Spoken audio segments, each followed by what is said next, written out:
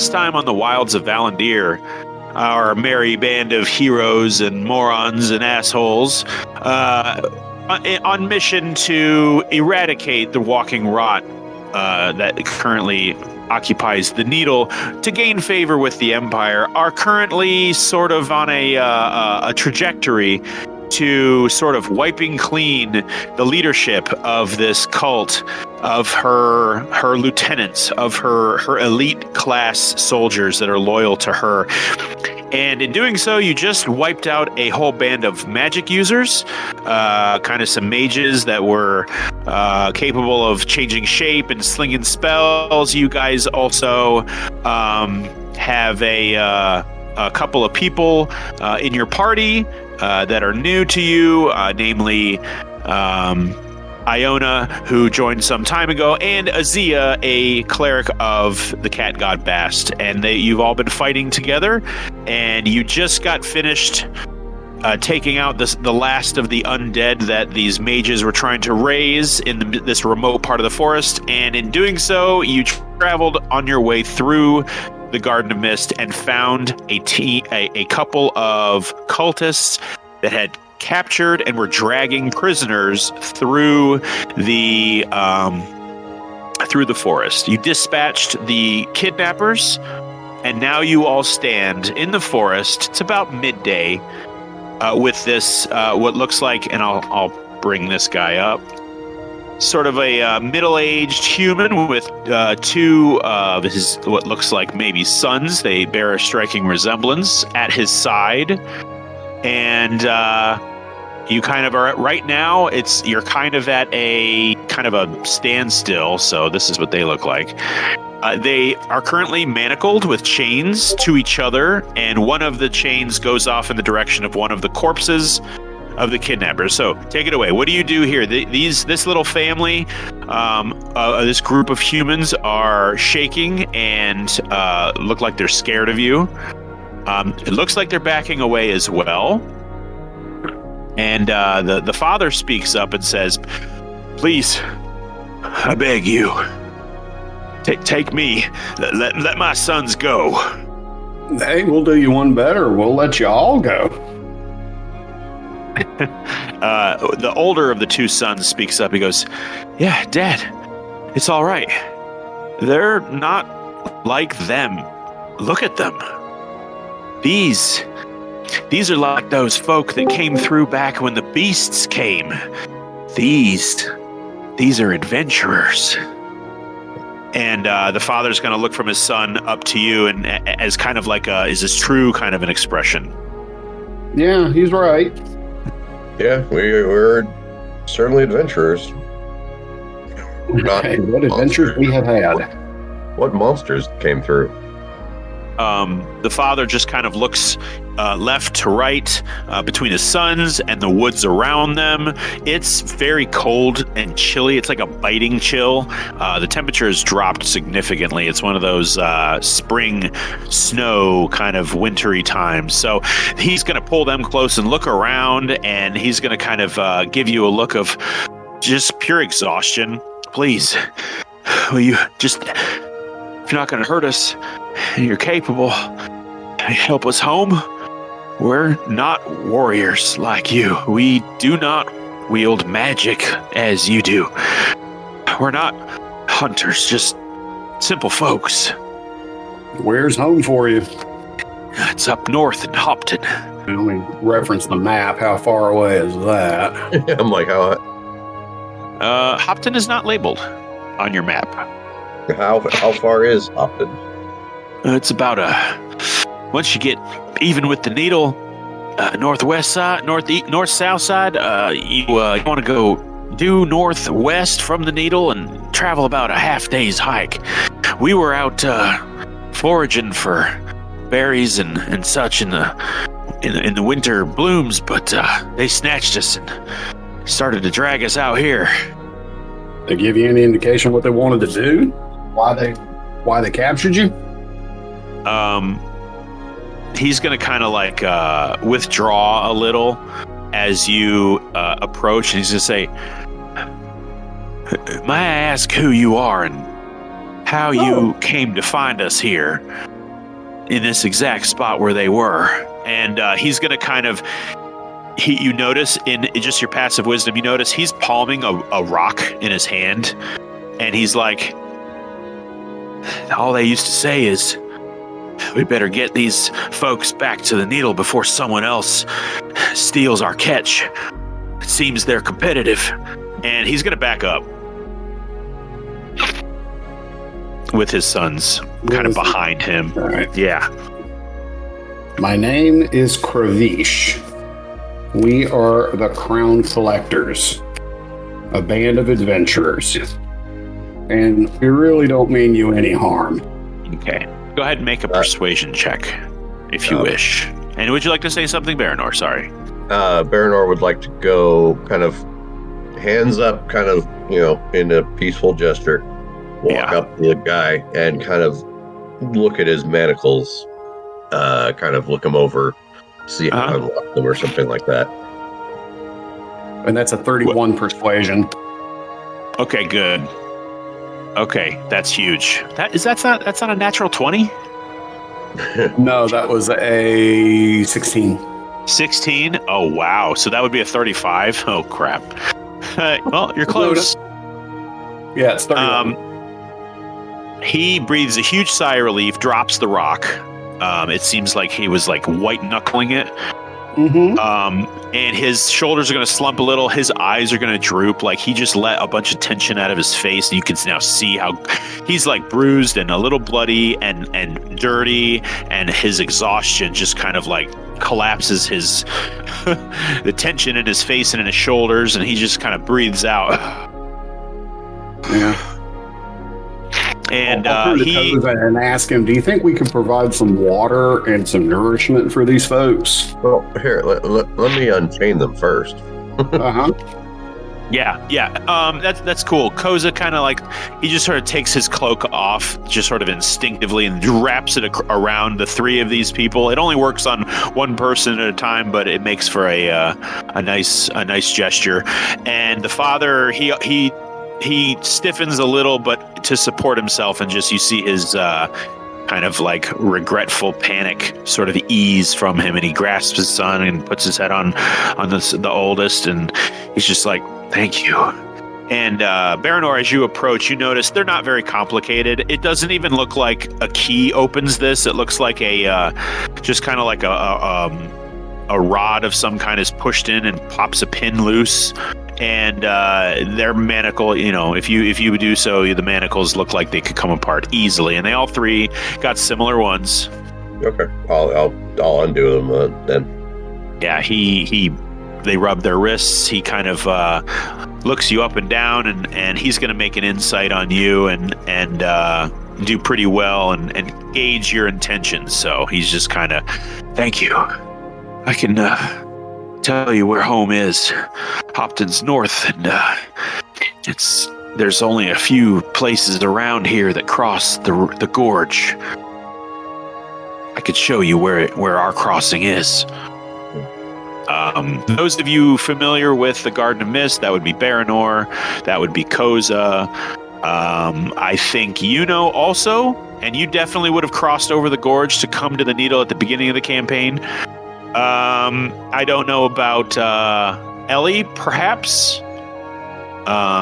Perhaps Iona has some knowledge of the Garden of Mist just because she was here for a while. So you all do know, those of you who I said, maybe Kravish. It's not a huge landmark, but it is this, I would say, let me just do a little measuring here, and I can bring everybody to the map if you want to come take a look.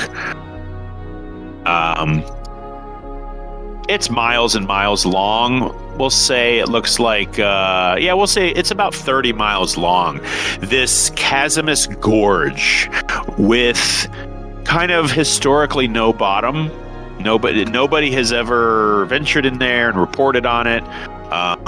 It's kind of a spooky place. There are a few stone crossings and daring rope bridges, but none of you have ever ventured across on one of those. And he's gonna point out, and we'll say just kind of back and forth talking about where he's going. Where he's going is somewhere like this. If you look at the map, somewhere where the O of is this place that he's talking about. Okay. Well, we have to head north anyways to meet up with Jen and things. So should we head that way anyways?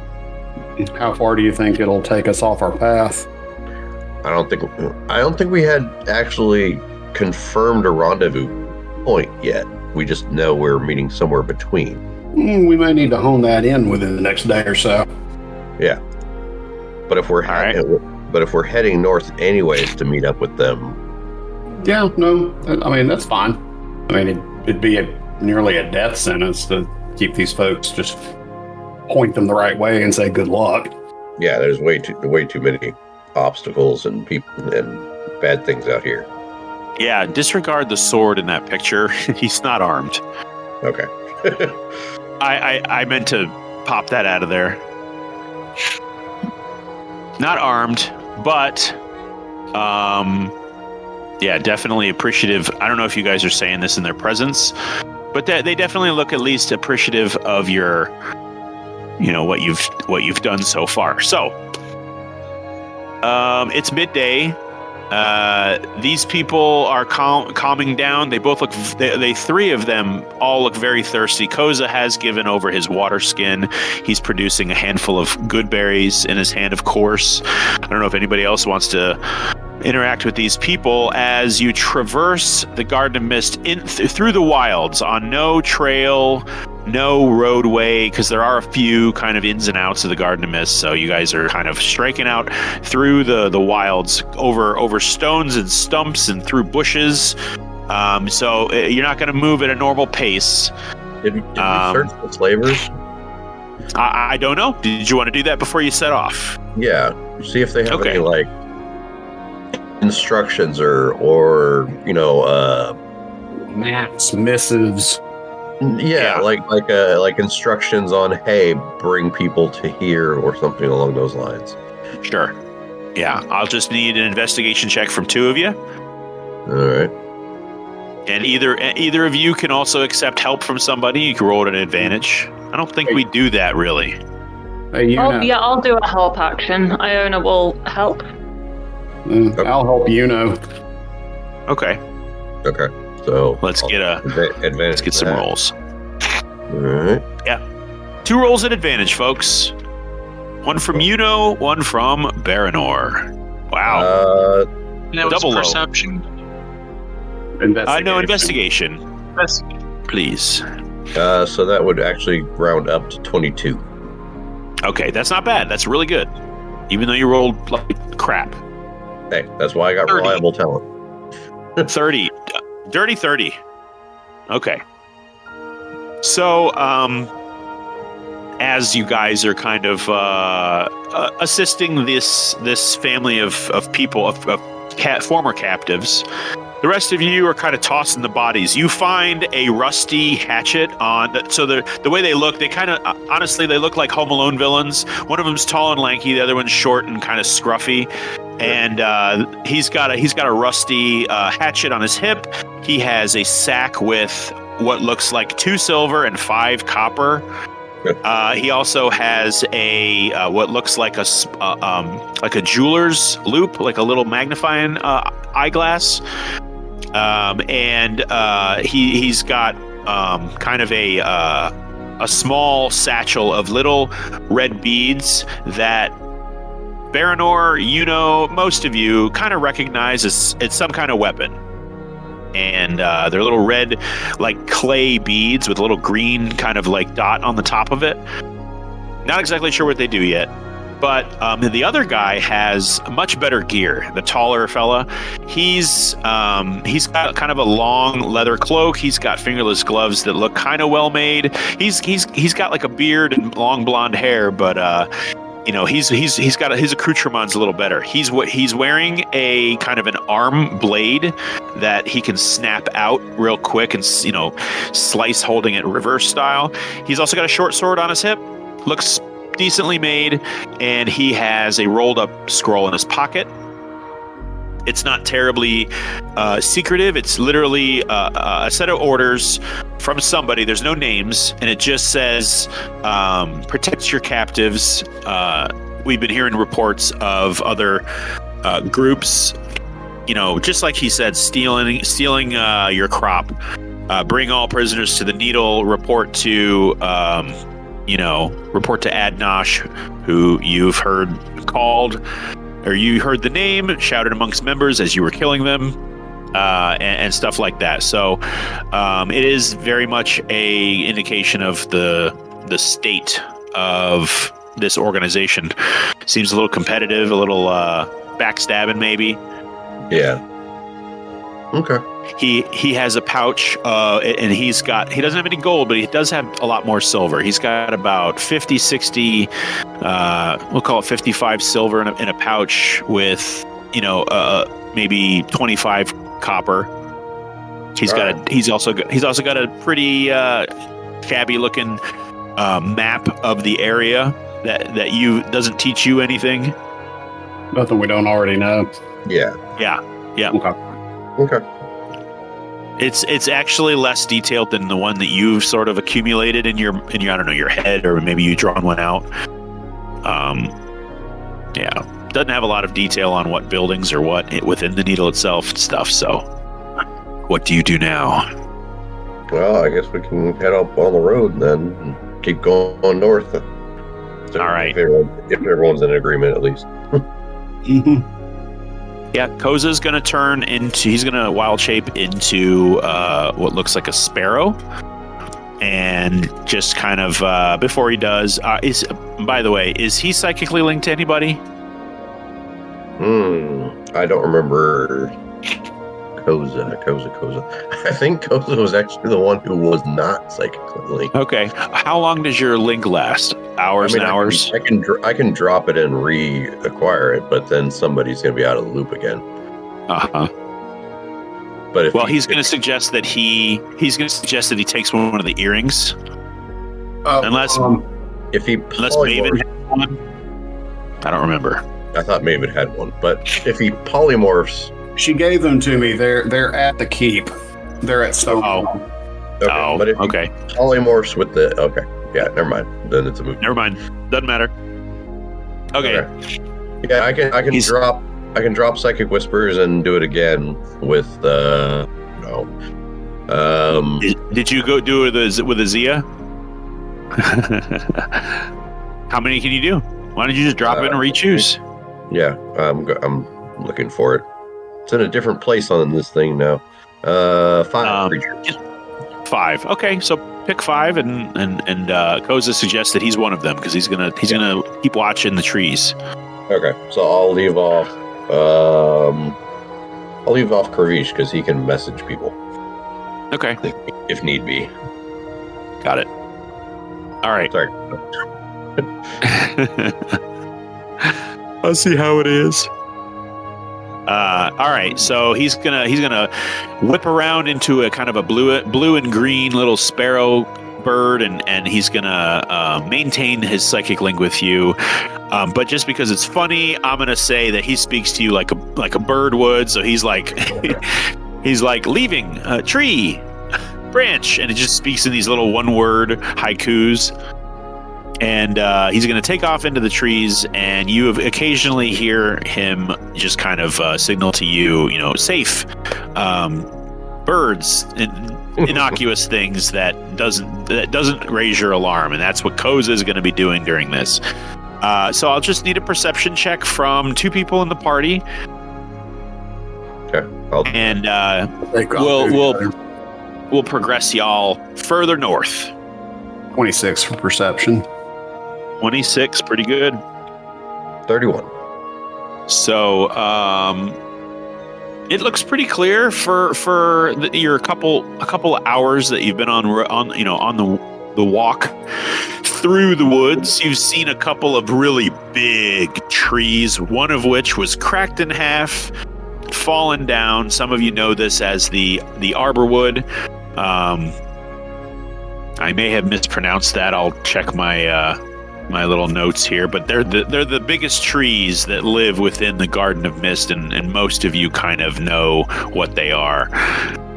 One of them is just kind of, on its side, cracked in half. It must have been an immense crash when when it broke.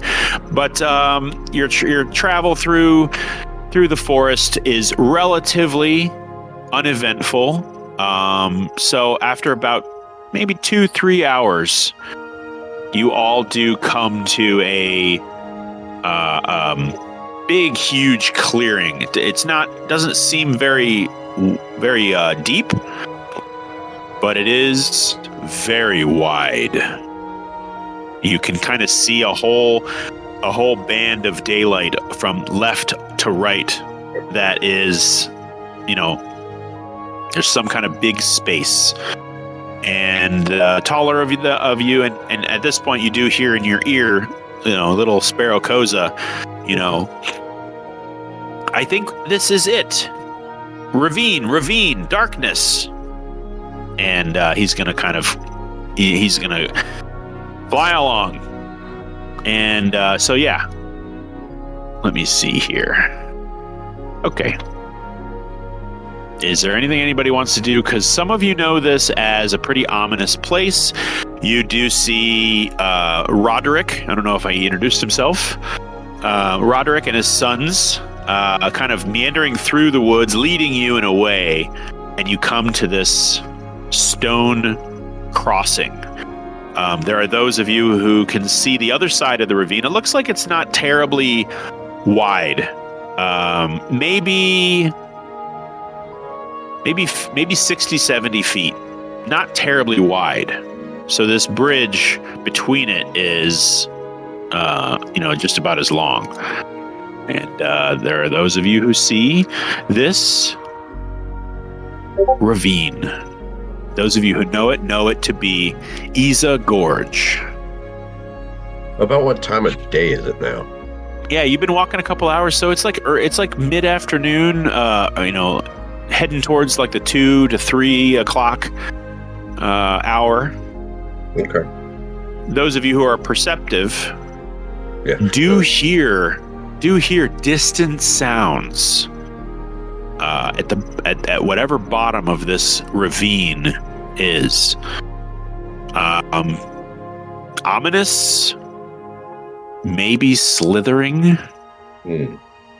Very distant, very far away. You can't really gauge the depth. Okay. And him and his sons are going to make their movements to the bridge. It looks like a pretty well-made, ancient structure. It's got weeping acid rain erosion kind of stuff that line this sort of limestone and granite structure, just sitting here in the middle of nowhere. Okay. Probably I don't see why we shouldn't cross and at some point make camp on the other side, though. Okay. How turn to the family. How far is home for you from here? Oh, we would have to we'd have to make camp, yes, before we got there. But we would most likely get there just after we rise. Okay. All right. So you get the feeling it's probably somewhere in the neighborhood of like 6-7 hours away on a good hike. Okay. All right.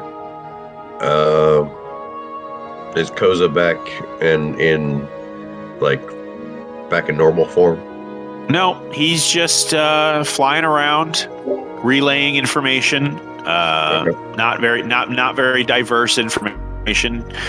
Thick trees, flock of birds, hawk tried to eat me, kind of stuff. All right. Koza has ADHD in this form. All right. It's very informative. Yeah. Shall we cross back and get some food? What? What'd you say? Get some food. Come. Okay. All right. I'll relay that. He lands on the shoulder of one of the kids who's got a good berry, and he kind of digs into it. All right. And he just kind of questions, like, need me? Need me? Need to talk? Or fly away? I don't know, Karish, why did you want him here? Does he still need to provide flyby? Do we still need him in this form right now? If we're going to set up camp? No, we're crossing the bridge, and then on the other side, we at some point we need to set up camp. Oh, okay. Yeah. It's not like a right now thing. Okay. Yeah. Let me see. Does anybody have like damage? Take damage? Yeah, I did. Okay. Azia's going to perform Prayer of Healing. I took a little bit, yeah. Okay. Yep, you guys are walking along. You see her, Kravish, her comically large backpack with what you know to be her gold statue of Bast. You can't imagine how much that weighs. You see her kind of reach back and kind of pat it, and this green energy sort of radiates from Azia to the group. So let me just pick the people, I think. Okay, second level spell. 6 creatures. So she's going to include the family. So that's 3. So who other 3 people want some healing here? I'll give it to Karish and to Iona. Does anybody else need anything? Maybe Koza does. I don't have his sheet, so I don't know. So we're going to say no. Well, if no one else speaks up, Luna could use some healing. Okay, then we'll do that. So that's going to be 4d8. She's going to upcast this some bitch. All right. Let's do 8. Whoop. All right. Anybody who needs it, go ahead and take 21 hit points. That's what she's doing on this journey. Yeah. I mean, you... Go ahead. Any obstacles to the bridge, or no?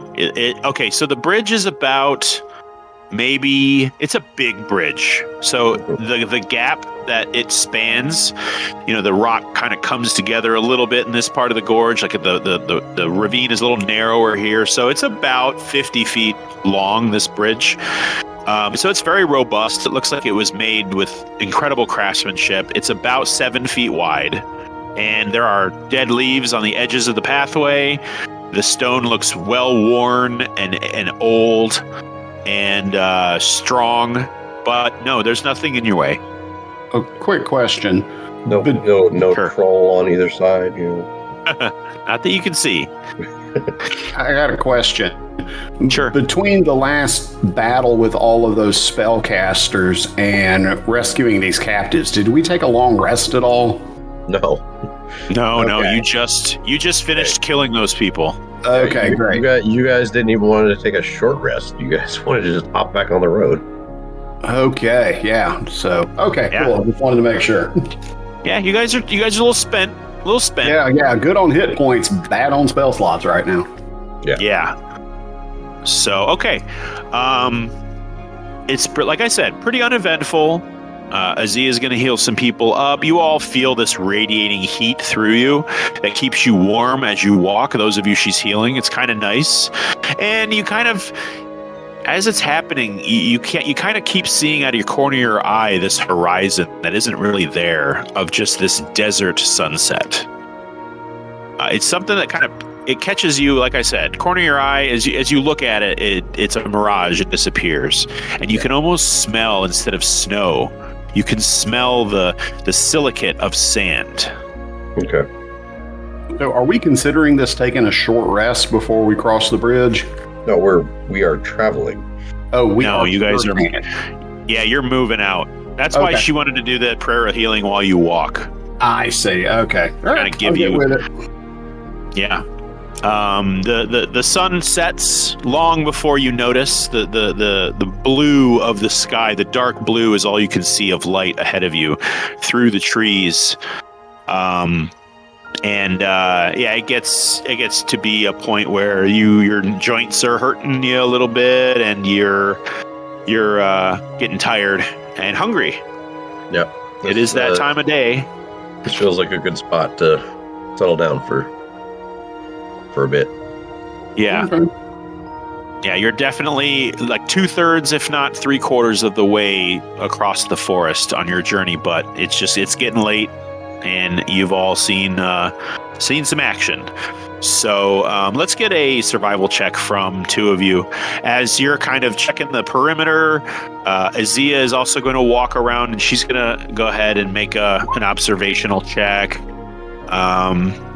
The human family, the Hoptonites, Roderick and his kids, they're going to just be right next to the fire wherever that is. If you do choose to make a fire, but they're going to be in center of camp, huddled together for warmth.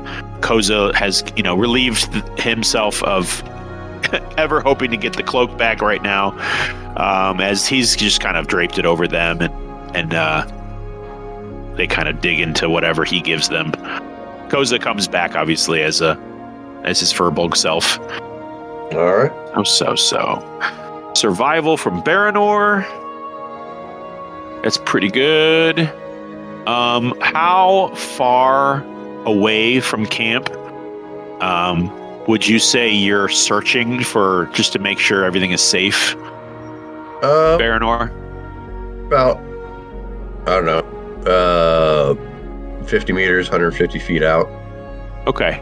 And who else was going to go ahead and check the perimeter, in addition to Azia?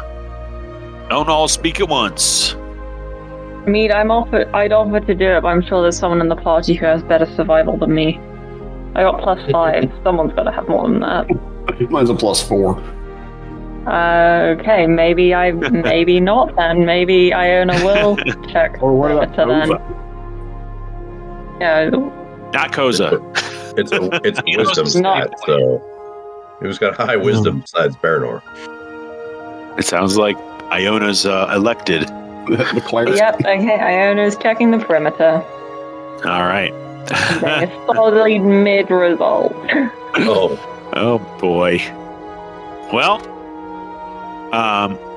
there's a reason that you aren't really, it's hard for you to concentrate out in this place, because the family is kind of looking at you a little strange. Not like they recognize you. The father definitely senses something. He's just kind of uneasy when you walk by. But not. It doesn't see. He looks like he's just kind of giving you this. I'll just say this: he's giving you the side eye more than he is anybody else, and that's kind of messing with your head a little bit. So, Baranor. Yes.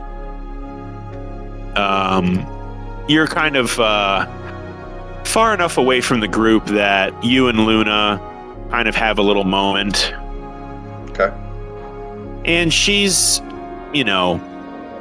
looking around, you don't seem, her hackles up, but she kind of sniffs at your ring a little, and you get a emotional sense from her of like, this could be kind of like a intent on learning.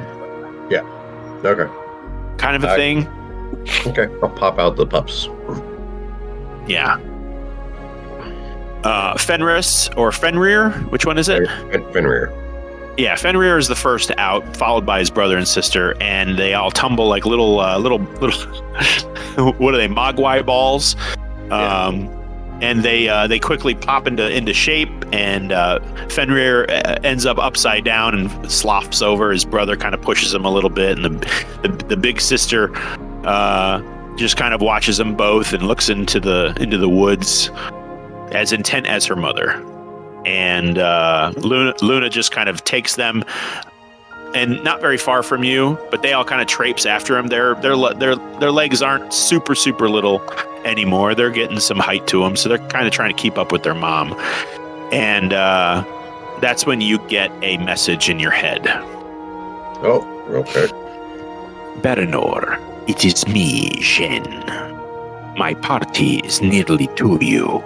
Okay. Use that psychic ability of yours and turn it to the northwest. I need you to exude a psychic beacon in that direction. No words necessary, but they will receive your location and come to you. Okay. That's the message. Got it. Okay, so let me, after I'm done searching, I'll walk back to the camp and then point north. And Northwest is what he said. Northwest. And Yeah. I don't know, think really hard. Yeah. With my psionics toward that direction. Right. Not really sure what I'm doing, but Well, yeah, he's never really had you do this before. He just knows that you can do this. And it's a form of communication that circumnavigates the need for using spells or having magic items or anything like that. It's easy, it's free, it's an ability you have. And you connect with something northwest of you as the blue light of the moon starts to dip and dim as the sky grows black. You do feel a connection. Okay. It doesn't seem hostile to you. Mm-hmm. It seems, I don't know, an air of camaraderie.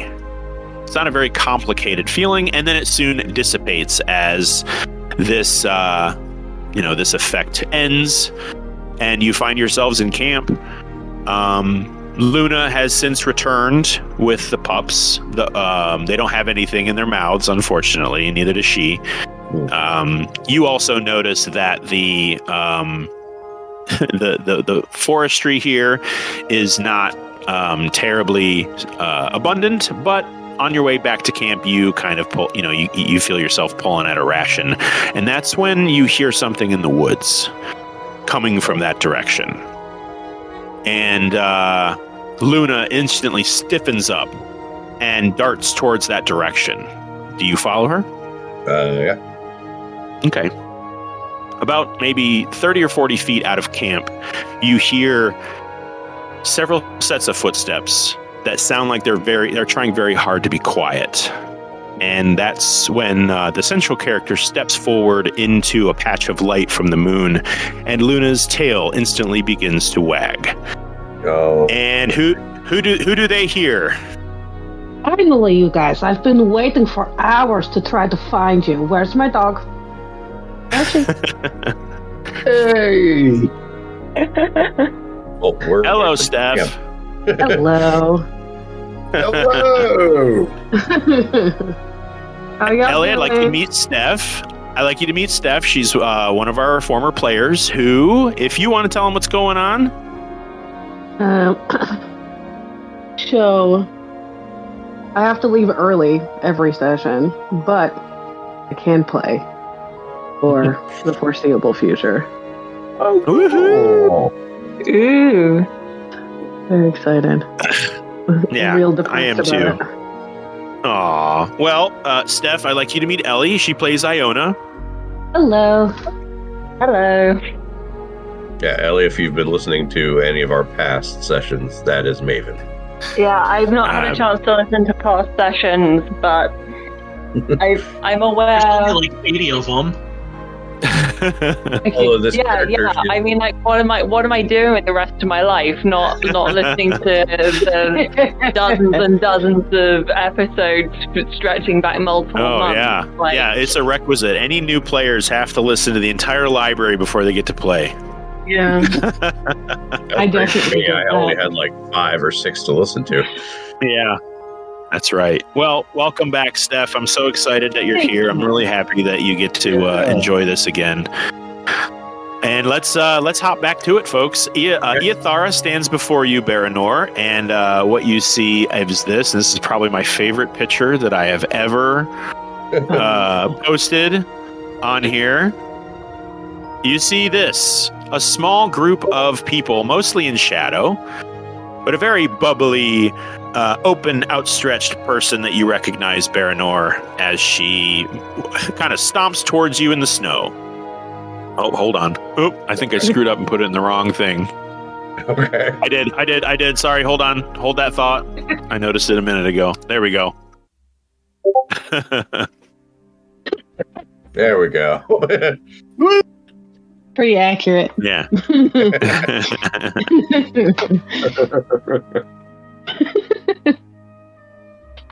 Yeah, outstretched, not a care in the world. Never mind that she belongs to a clandestine thievery organization that optimizes stealth. She just stomps towards Luna and Eothara.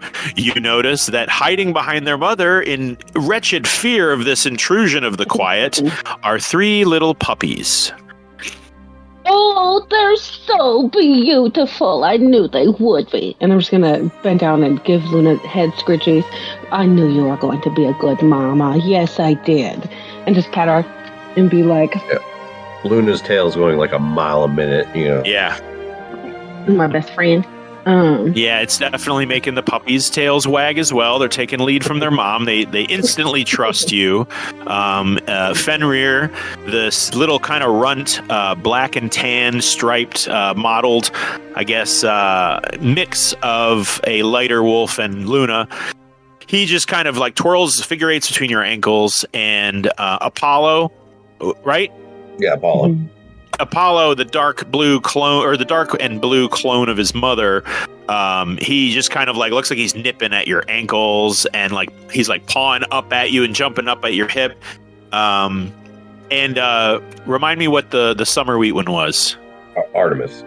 Artemis, right? She sits, her tail wags, but she sits stock still next to her mom, who is mostly sniffing your leather armor and things like that. A little more standoffish, but her tail's wagging. Well, come on, we have a camp just a little ways away. Yeah. And Steph, if you would like to just quickly describe who she has with her. Oh, she said her headset died. Oh, gee whiz. All right, I guess I'll do it. Save for one. There's a very tall, very muscular bugbear with an axe across his shoulder. There is what looks like a dark elf, kind of a drowish ranger garb-looking female. There are a pair of dwarves dressed somewhat differently, in kind of thieves armor and such. Dark black beards, low dark eyebrows, and just big round noses. Do we got you back, Steph? No? Oh, jeez. I guess we'll get to the descriptions later. It was nice while it lasted.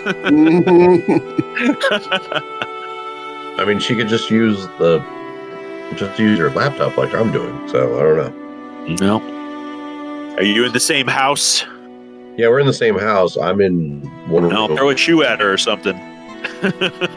Yeah, let me see. Yeah. So I guess without our main character of this part of the session, is there anything anybody else would like to do in camp? So we're bedding down for the evening, right? We're getting ready for bed. Yeah. Are you guys burning a fire at this campsite, or are you keeping it stealthy? I mean, how many people do we have here now? Yeah. So you've got as far as the NPCs, you got Azia. You have the 3 humans, and she's going to be kind of near them, especially the children. She's kind of tending to them and dressing their wounds because they did take some damage from their captors. And there is a big bugbear, there is a drow ranger, there is a mystery person, and there are 2 dwarves and a Eothara, plus the 5 of you. Okay. So it's a big camp. It's a big old camp. Don't we have 2 people that can cast Tiny Hut now? I don't know. I know can, and that holds 10. Yeah, I know can. I thought that we had someone who was saying that in a level or something they could as well, but I don't know if that was Koza or what. Oh, that might have been Koza. No, he was talking about this thing that he can do where he can make like a huge area. I think it's like 50 feet. It's almost like a pass without a trace, where it adds to a stealth check and makes it really, really, really hard to see you guys. Kind of obscure. I don't know if it obscures per se, but we can flavor it as such. Yeah. All right. Well, I mean, I'm fine with not having a fire. Most of us can see in the dark, or have the ability to see in the dark. Yeah, I'll accept the human. And I think, and the 3 humans, and things out here. Yeah, I'm fine without it. Yeah, we'll set up good guard rotation. All right. So we're kind of stuck here. What's going on? Somebody has, John? I have something else I'd like to do. Okay. Yeah, well, the Roderick is giving Iona a bit of a look, so I think Iona is going to go up to her and just say, the thing you are not saying, you might as well say it. And, do you want to roll, do you want to roll persuasion or intimidation? I don't know. It's the same difference, really. I'm going to go with persuasion because she sort of wants them to out and say it, but to be honest, it's sort of walking the line between persuasion and intimidation. Either way, she's just not a very charismatic person, so... Yeah. She just killed her. I think she just killed her session. I think session. That's okay. Trying to restart things to use the microphone, I think. Only this group, really. Yep. That is so on brand with this group. Just awkward as hell. All right. You got a 17. That's pretty good. He's going to kind of cock his head to the side, and he's not backing up from you. He's not grabbing his kids. He's not like afraid of you. He just kind of gives you this glance to say, I don't know. I don't mean to stare. You fit the description of who these people say they got to take orders from. You don't seem to be that person, but you're wearing clothes that they make some snide remarks about the folks in black and green robes, and just kind of staring a little. I'm sorry. I don't mean to. It's an unfortunate family resemblance. Can you hear me now? Yep, we got you. Okay. That's like the 5th time I've done that. Oh my goodness. Yeah. I figured it out. That's Turn okay. it off and back on again. Yeah, that's the classic troubleshooting technique. So yeah, we've described most of your party. All for one, would you like to tell them who they see step into the moonlight amongst this party as you all settle in for a camping session? Okay, so a very average height humanoid woman steps in with a breastplate, blue kind of clothing, and a cloak. Her hair is very, very light pink at the top, and it fades down into like an ombre with right at the tips, it's like hot pink. And her skin is very pale, but if you were to look at it right in the firelight, it almost looks like it and like has opalescence to it.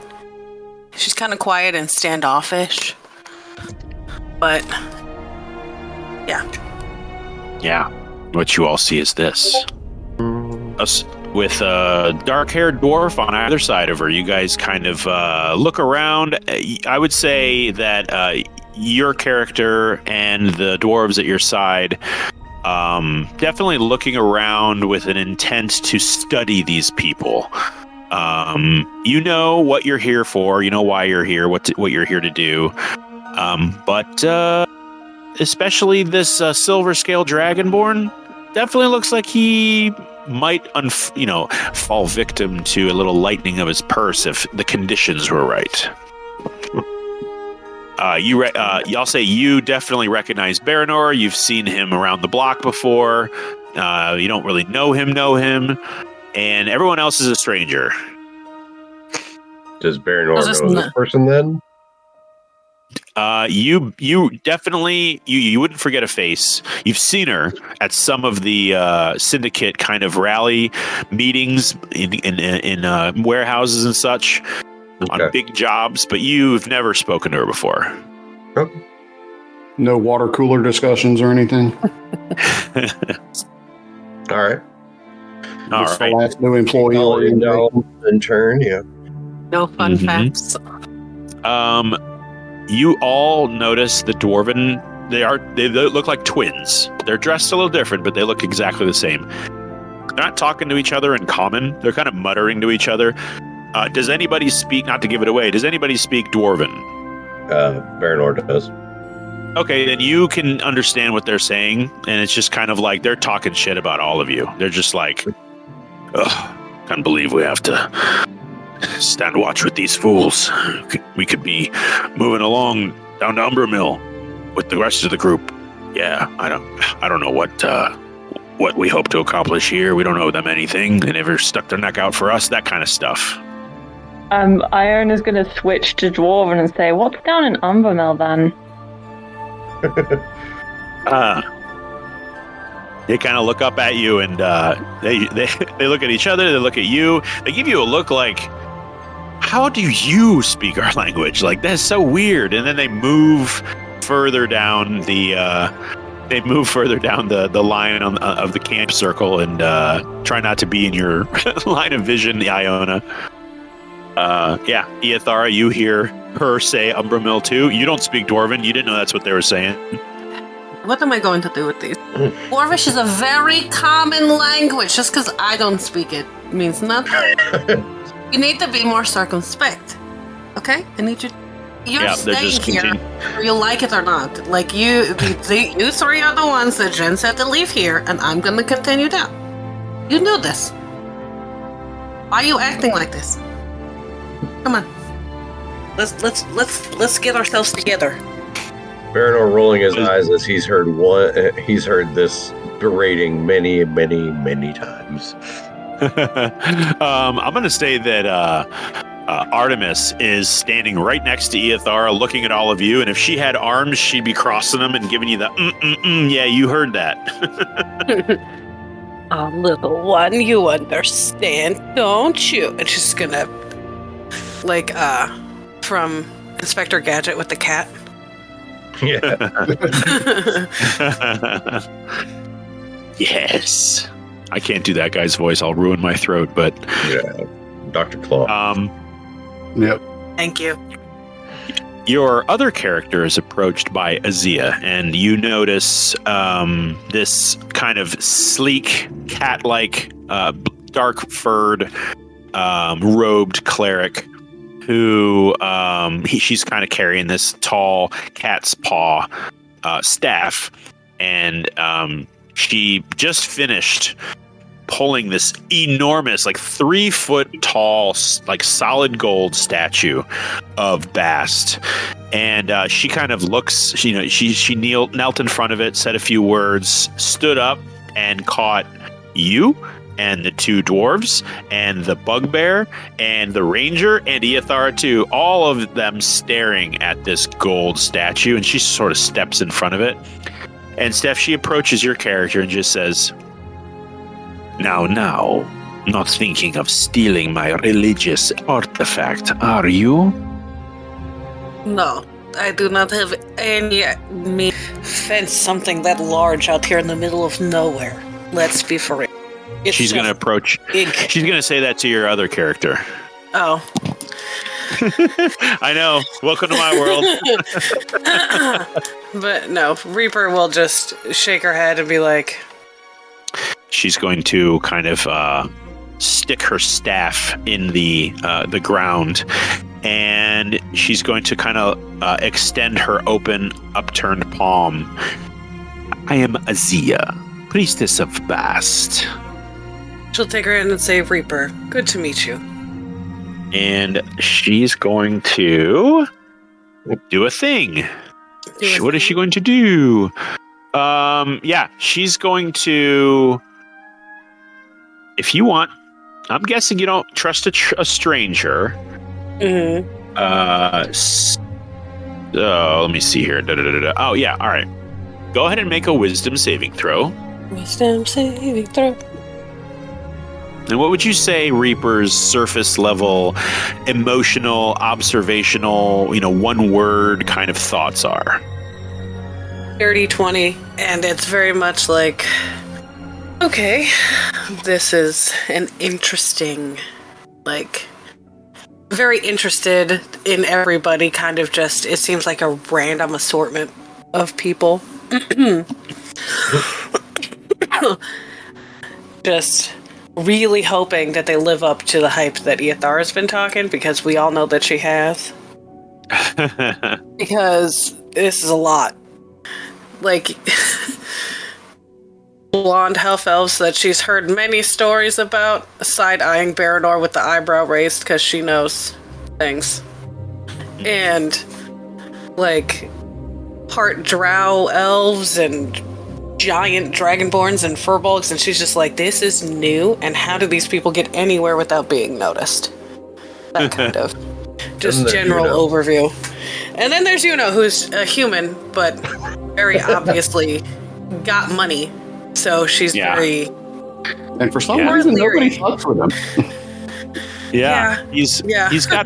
He's got black robes with silver trim and platinum filigreed on it, and he's all kinds of wizarded out. He's all bougie. Yeah, and it's just she's just taking it in, because it's a motley crew, to say the least. Yeah. Well, the night kind of drones on. Baranor, you find yourself kind of controlling the puppies as best you can. Luna seems to be more interested in hanging out next to Iyatharra. Well, Baranor would probably go up with what they've all missed, and have her playing with and all that. Baranor and her have quite a bit of history, so. Yeah. Well, are you two kind of thieves gilding it in a corner, or are you just sort of speaking where the whole group can hear you? We've probably sat on a log a bit away from the camp a little bit. Give enough space where the puppies can do a little play, and Iyatharra can kind of mess with them and things like that. Yeah. So, but I think we'd be speaking in Thieves' Camp. So. Okay. Well, Iyatharra, you update him on what's going on. I think it's probably important that Iyatharra convey to him that you're not sticking around. He's not getting the whole party. Nope. You're really only just getting Reaper and then the twins, who are very uncouth, but y'all should be used to that by now. So. Okay. Is the rest of the group going to be going? Go ahead. Is the rest of the group going to deal with this too at just a separate location, or? No, we have other orders from the Marquis. Okay. To continue. Well, any help from the Marquis was appreciated. You know he's going to require some kind of payment. But those three will figure it out. But yeah. Oh, how are you? And she's gonna pick up one of the puppies and pet it. She's really not paying attention to you that much. She's really paying attention to the puppies. Baranor will fill her in, whether she's listening or not, on the adventures and the mines and the town and everything. Jesus. Show off one of the pistols, and that's fancy.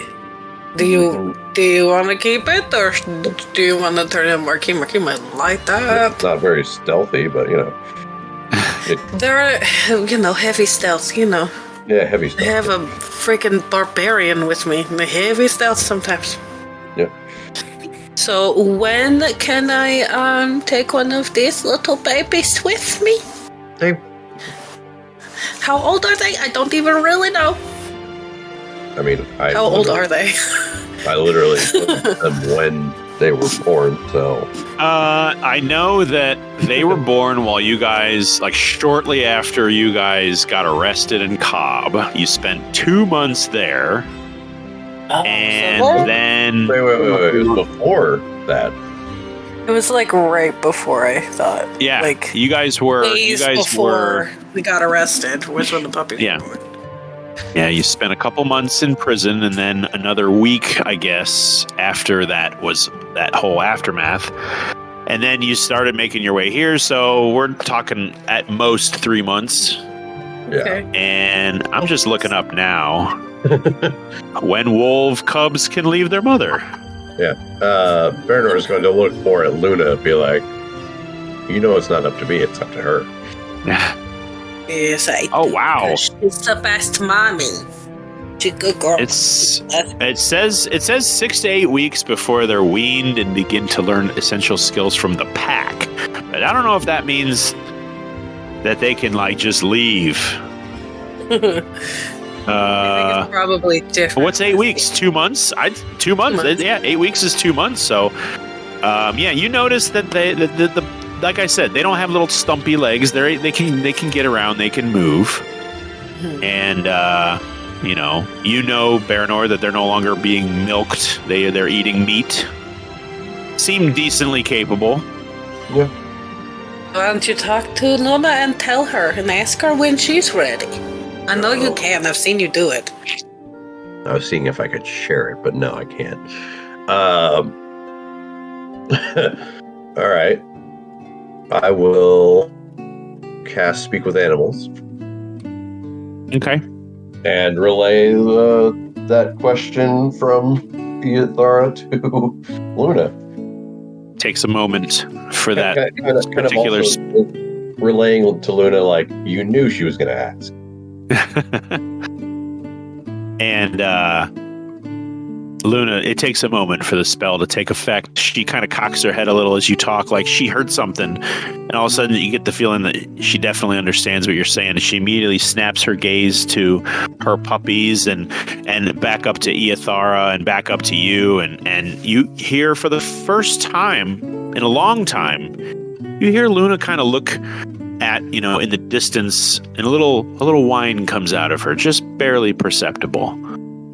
And she just kind of projects into your mind, yes, I knew she would eventually want one. She said so from the beginning. Mm-hmm. They're so little, aren't they? And at this moment, Fenrir and Apollo are wrestling on the ground, and Artemis is just kind of standing there and looking down at them. And you see her just kind of walk away in a real kind of nonchalant fashion. And the two brothers get up and they chase her, and then they all kind of dogpile. Well, I mean, we can't hold on to them forever. We have to let them go. Either join a new pack or go off on their own. I guess it's up to them too. I don't know. I mean, I can communicate with it's not just Luna I can communicate with. Yeah. So I can hear the puppies as well. Yeah, they're going, yeah, loser, I got your ear. Oh, come on, Artemis, join in. And she's like, you guys are so annoying. Well, that kind of stuff. Yeah. And you're like, well, Luna, do you want them to stick around a little bit longer, or? She kind of just, hold on, I'm writing Steph right now. She just kind of looks back at them, and you hear her kind of like do like a half a bark, just kind of like, whoop. Don't go too far, and you see them immediately come back, and the boys continue arguing on the ground, like, oh no, I pinned you first. No, you didn't pin me. I got you first, and it's really dark, so you can really only see Fenrir, as Apollo's pretty dark. He's kind of got like a Vanta black thing going on, except for his eyes. And Artemis just kind of saunters away and just kind of sits between you and Ithara and just kind of looks where a fire would be, just kind of looks around. You see her kind of just gently sort of rest her chin on Ithara's lap. I love my... Well, seems like she likes you. I like her too. She's just like her mommy. She'll boop her snoot a little bit. She kind of ruffles her schnoz a little, not knowing what to expect of that, and she snaps her head into the woods so fast you thought she'd break her neck. And you hear her kind of... Uh-oh. Game's afoot. And you can hear Machuk, your bugbear companion, sort of stomping through the woods and cinching up his britches. And you see Artemis kind of poke her nose into the air and give a couple of sniffs. She kind of recoils a little bit and ruffles her nose and just kind of turns back around. And the boys, am I right? Yeah, they're a couple feet away, just kind of making mincemeat out of each other. Does a bugbear shit in the woods? And the others are kind of like keeping to themselves and sticking. They're sort of surrounding a tree. The crown collectors, you guys are organizing a spot, I'm sure, to post the hut. And the Hoppertons, the Hoptons, Roderick and his kids are just kind of looking around and keeping an eye on all of you. Mm-hmm. Definitely trust the crown collectors a little more than these new people, but they're breaking bread amongst themselves. If they need room in the hut, Bernard will with the others. Well, it would be 6 of you plus 3 more. I think you'd have room for 1 more, because it fits 10. He's a little apprehensive about the idea of sleeping in this magic. Yes, it is. So Bernard has a +4 right now. So. Yeah, I mean, Luna is kind of keeping watch, and she's very tired. So she's doing that thing that she's done before, where when you sometimes sleep sitting up just to keep an eye on stuff, she'll lean on you and just fall asleep. And Artemis is doing kind of the same thing with Ithara on the log, and the boys are just it looks like they've kind of dropped where they are, and they're just kind of curled around each other, and you can see their little bellies rising as they breathe and sleep. Yeah, worn themselves out. Yeah. Kravish, I mean, it's sleeping in the woods, man. You've been here before. It's still not your favorite way to sleep. No, but it's all right. Yeah. I'll give up my spot in the hut if it helps free up some room for the ex-prisoners. Okay. Well, we should have enough room for the prisoners in there, without me and the pups in there. Yeah, I'll say that. I'll gladly take it. Okay. Yeah, you guys kind of curl up under the hut. The wizard in the middle and everyone else radiating out from him. The forest is rather quiet, just because it's pretty cold. And inside the hut, you can see the Hopton folk just sort of melt under the warmth when they were just standing in the cold, and they kind of curl up. The boys put their heads on their dad's shoulder, and they just sort of he looks like he's trying to keep his eyes open to keep an eye on things. And, one of you kind of looks over and sees his head slumped to the side, and they fall asleep. Iona, the night is not unpleasant for you, as it has been in the past. You guys are a bit away from the needle, and you definitely feel a difference in the energy, just the ambient energy. Being in such proximity to the undead, as long as you were when you got to the needle, and obviously fighting them and spying on them, they radiate this necrotic, emotional charge through the air. And here, that has abated. You've moved far enough away that you don't feel that anymore, and it just feels like the woods. It smells a little different than your home in Dead Marsh, You're used to the slime and the mushrooms and the earthy and the puddles of stagnant water that make up your home. But it's not unpleasant, and it's a welcome change of environment. Okay, I do have a few things I'd like to do. Sure. Okay, so I've got the 3 holy symbols of Talona, which have been painted over with the symbol of the walking rot. Right.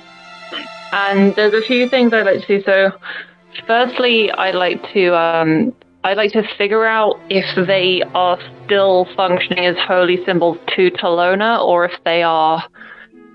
if this paint over them has now sort of sullied that and they're linked to something else. I'd be doing this after making my evening prayers because I want to make sure I've really got that down with Talona before I start looking into what's going on with the holy symbols. Okay. Go ahead and make a religion check. Okay, I'm going to cast guidance on myself and then I'll make that religion check. Okay.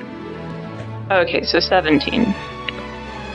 Being that your environment has changed, even though it's a good change, it's jarred you a little bit. Just because you're on edge, there's all these new people.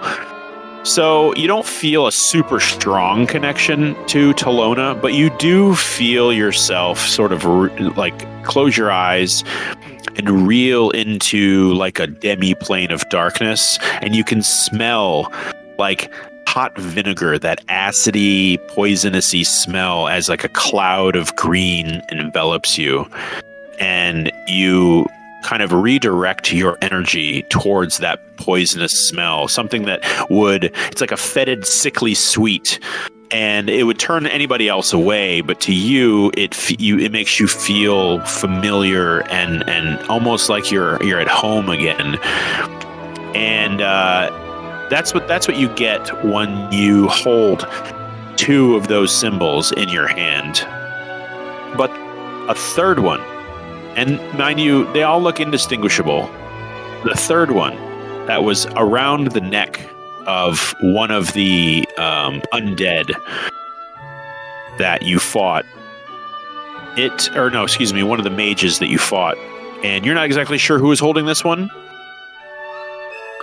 There is a pull, a directed yank of your spiritual energy, and you feel this yank through that poisonous cloud, and it tugs at you, and it's violent. It feels like it's got a hand around your throat, and you feel the stench of rot and decay.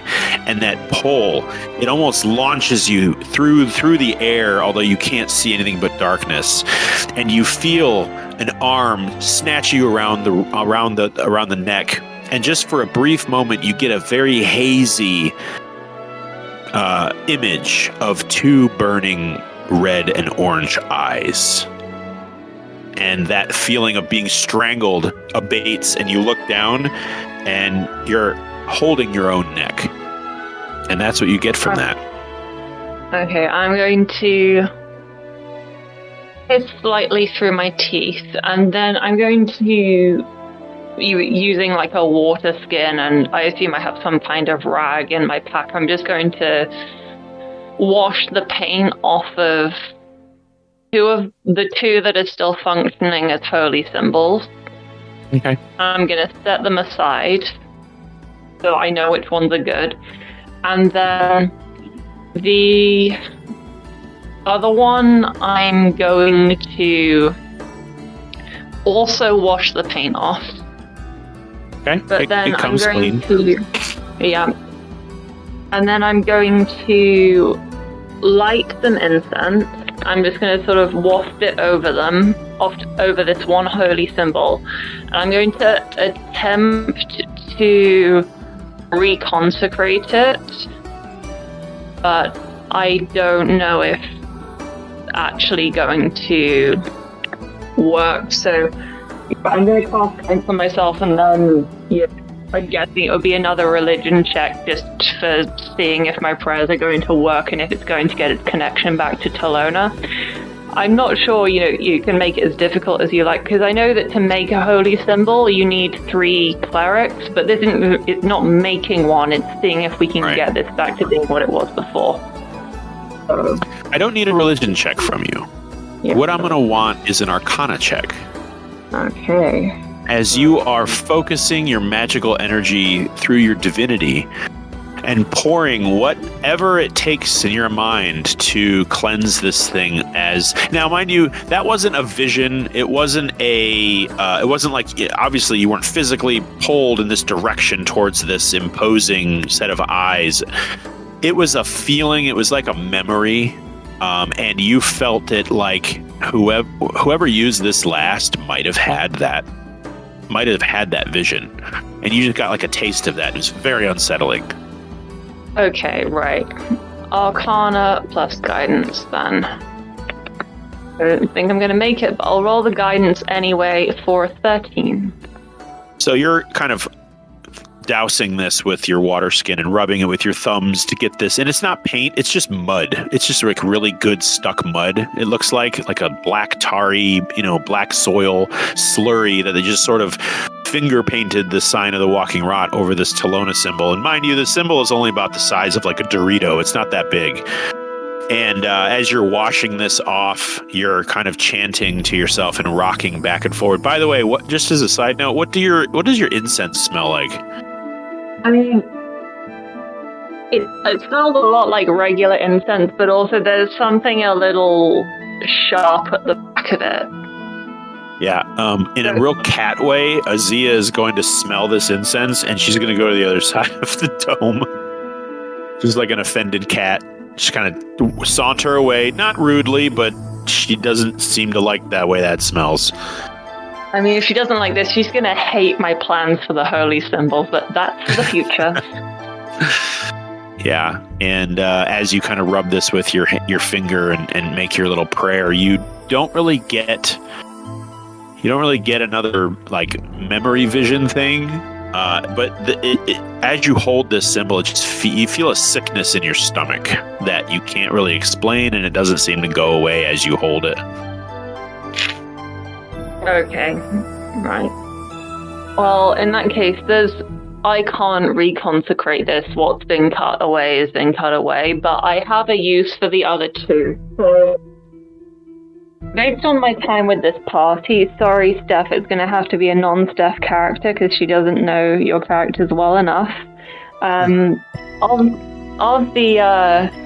Of the other PCs, who is the most likely to be surrounded by people that I want to kill? Who's going to be the 2 people most likely to be caught in close combat?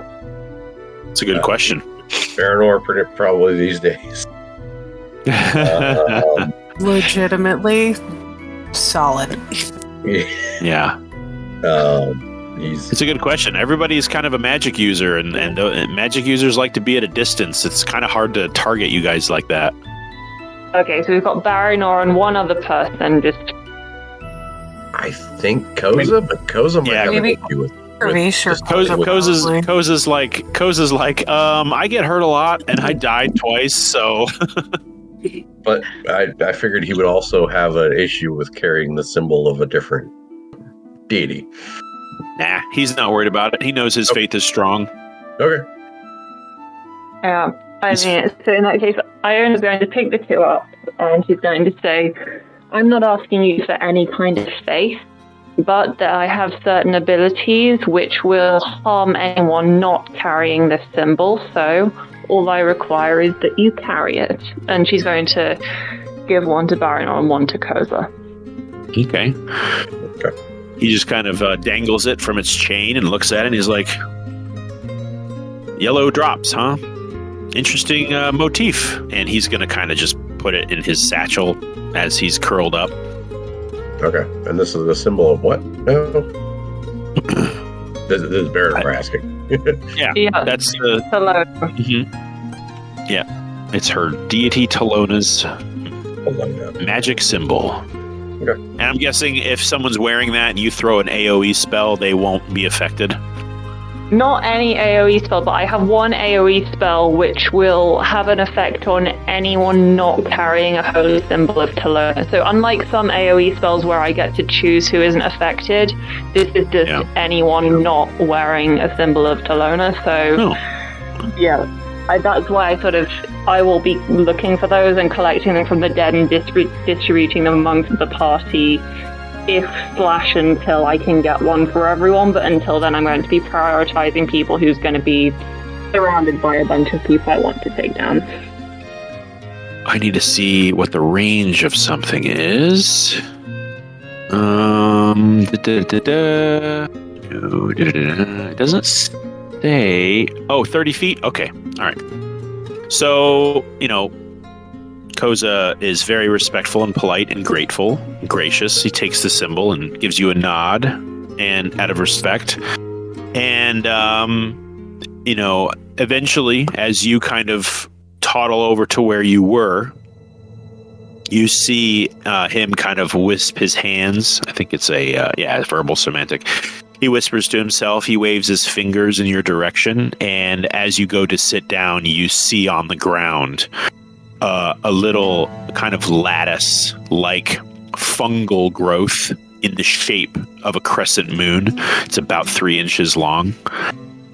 And it glows very, very dimly with blue light. And he just kind of nods his head. He's like, "You gave me one of yours? That's one of mine." I appreciate the gesture, but I cannot accept this. I can't be anything other than loyal to her. Not asking for faith, just that you carry this.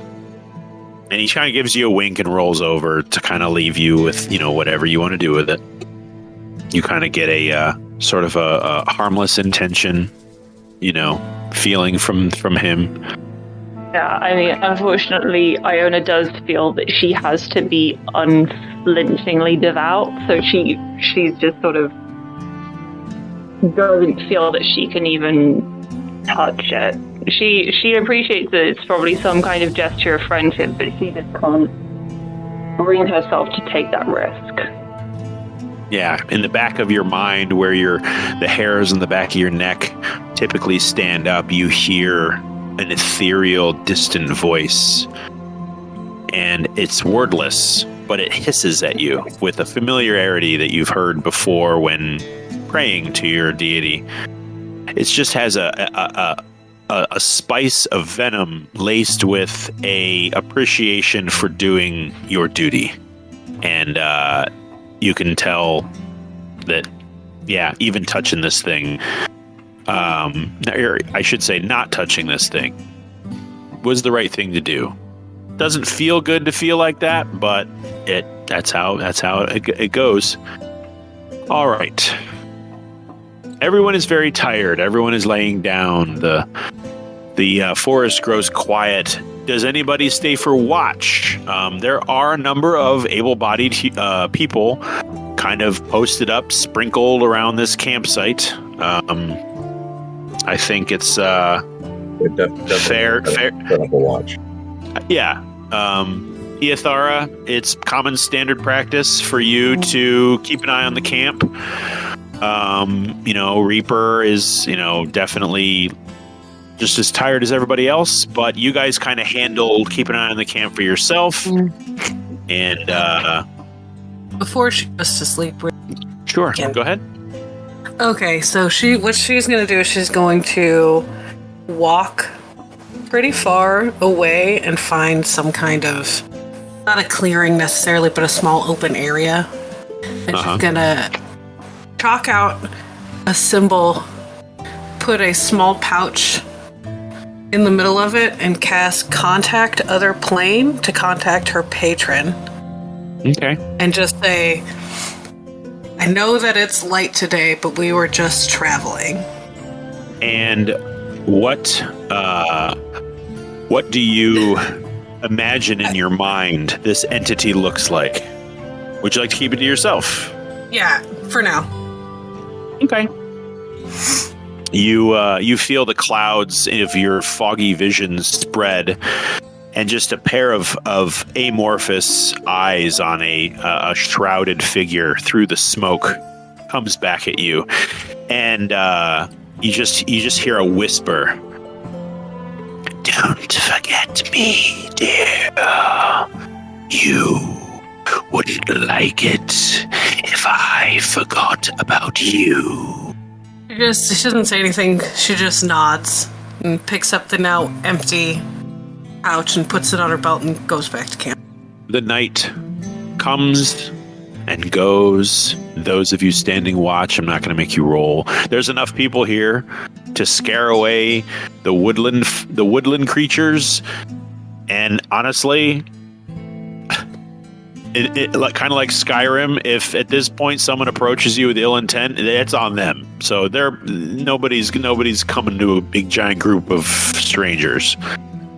Okay, I have one more thing that I'd like to do just because I only need to, rest unconsciously for 4 hours out of the 8. Yeah, you said 3 things, so go ahead.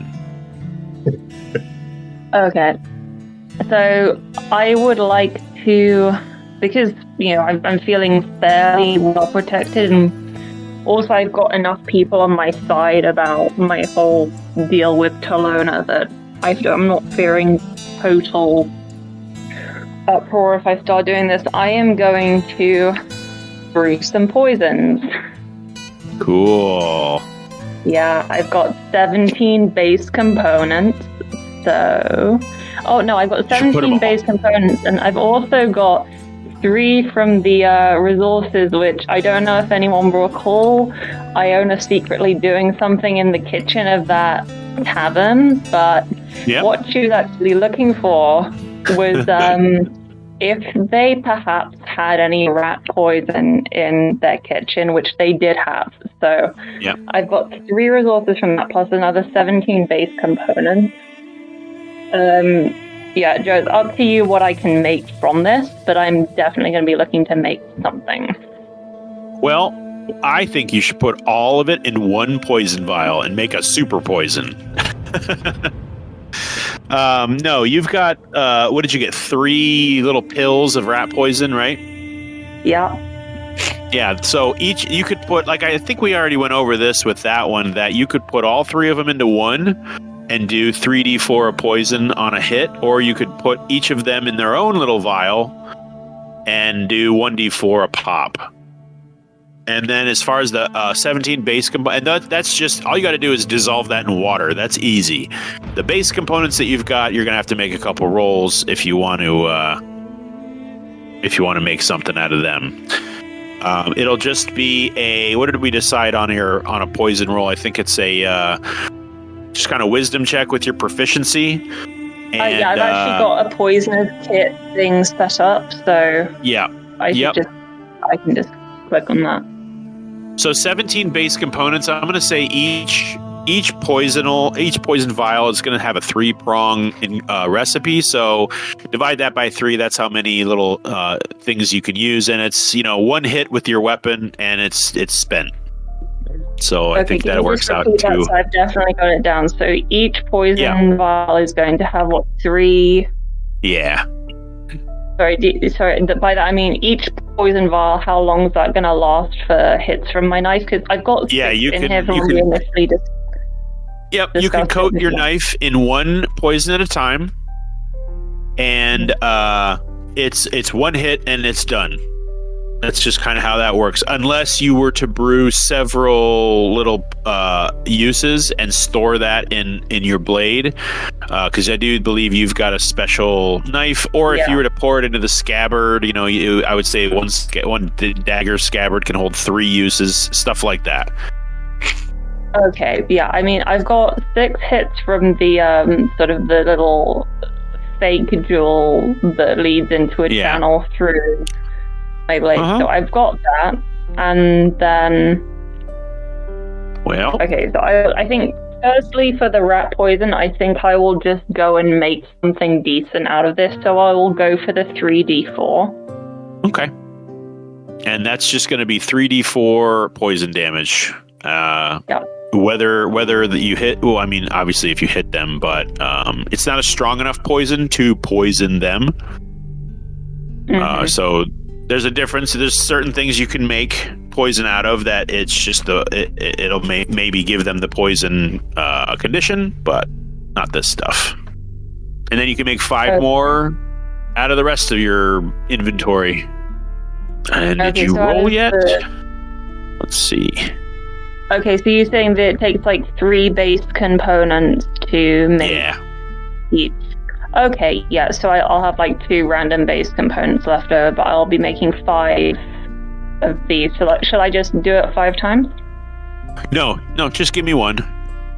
Okay, I'll give you 1. I was hoping it's a... And you're proficient, you've got a kit, it's not hard. Yeah, 15 is plenty. Even if you guidance yourself, it's enough to get those 5 cooking. Okay. So doesn't smell very good, but you're used to that. Yeah, so is this going to be like torpor poison where it will give the poison condition, or are we... Yeah, we can do that. We can do that for each of those. The components you have is pretty standard. If you wanted to search someplace, either forage for mushrooms or anything like that, or you wanted to buy components, we can talk about different effects. Okay, I'm just going to make sure I've marked off my resources. Okay, so I think if I pour it in, it's not going to like dry out from my knife. It's just going to be in there in general. Yeah, I mean the effect will remain, and it'll stick on your knife until you stab somebody with it. That's kind of how it works. Okay, well, I might hold off on that just because I don't want to be stabbing undead with this and then wasting doses, because undead can't be poisoned. So I think what I'll do is I would just sacrifice a bonus action to coat your blade. Yeah. So what I think I'll do is I'm going to keep enough to fully fill up the channel of my knife, so I'm going to be holding back 6. And I'm also going to hold back that 1 3d4 poison just in case. So that leaves me with 2 hits of torpor poison. And Iona's going to take 2 of these little vials that she's made. And she's going to look around the group. Again, sorry, Steph, you're too new for her to trust your characters. But she is, she's going to look around the PCs that she knows. And she's going to ask if anyone would like some poison. Incredibly matter of factly. Yeah, Baranor will also take some poison. No, thank you. Yeah. I've already had some of Yuno's cooking. Yeah, where's Axton and his cooking kit? I could actually do something with that with the new sneak attack bonus things. Yeah, Koza's going to respectfully decline, and so will Azia. She doesn't usually hit anything. I'm here. No, thank you. Okay. So is it just Baranor who's accepting? Yeah. Okay, well then Baranor can I'll take both of your if you want them. He can take 2. 2 torpor poison, so that is on a hit. It is poisoned for 4d6 hours. Oh, interesting. Okay. Damn. Yeah. Don't stick yourself with it. Okay. Don't lick the knife blade. Don't lick the knife. Yeah, where's that one at? Oh, I love that gift so much. I shouldn't have licked that, and he's dead. Is that an actual item, or is it something of your own make? I mean, I don't know what the options are for things to put through, but I think torpor poison is a thing in D&D, but I'm not saying it's something you can pull in from Roll20, so... Well, let's see. I'm looking on D&D Beyond. And I think that might be DC 15 Constitution saving throw. I got it wrong. Yep. DC 15 Con saving throw, or you're poisoned for 46 hours. I mean, it says ingested, but I don't care. Yeah. I think. That's fine. Oh, Corey, son of a bitch. I almost was there. Screw it. I'm going to post it anyway because I found it.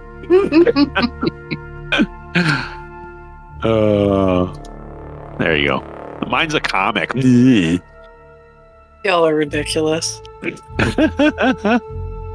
Yeah. All right. In the Temple of Telona, you know how like restaurants have like a low medium and then like high spicy. They probably have that, but for like how poisoned the meal is. Yeah. I'll have to. Okay. Just cleaning up my tabs. Don't mind me. Or poison of tonal. Well, it's pretty late. Iona, even you who don't mind staying up late, you're looking forward to your elven trance. I would say that elves do have the ability to sleep if they want to. They just don't need to. And if you were so inclined, you would definitely let yourself fall unconscious for an hour or two just to kind of rest more than you usually would. It's been a couple of days, and I don't think she's ever felt safe enough to actually sleep.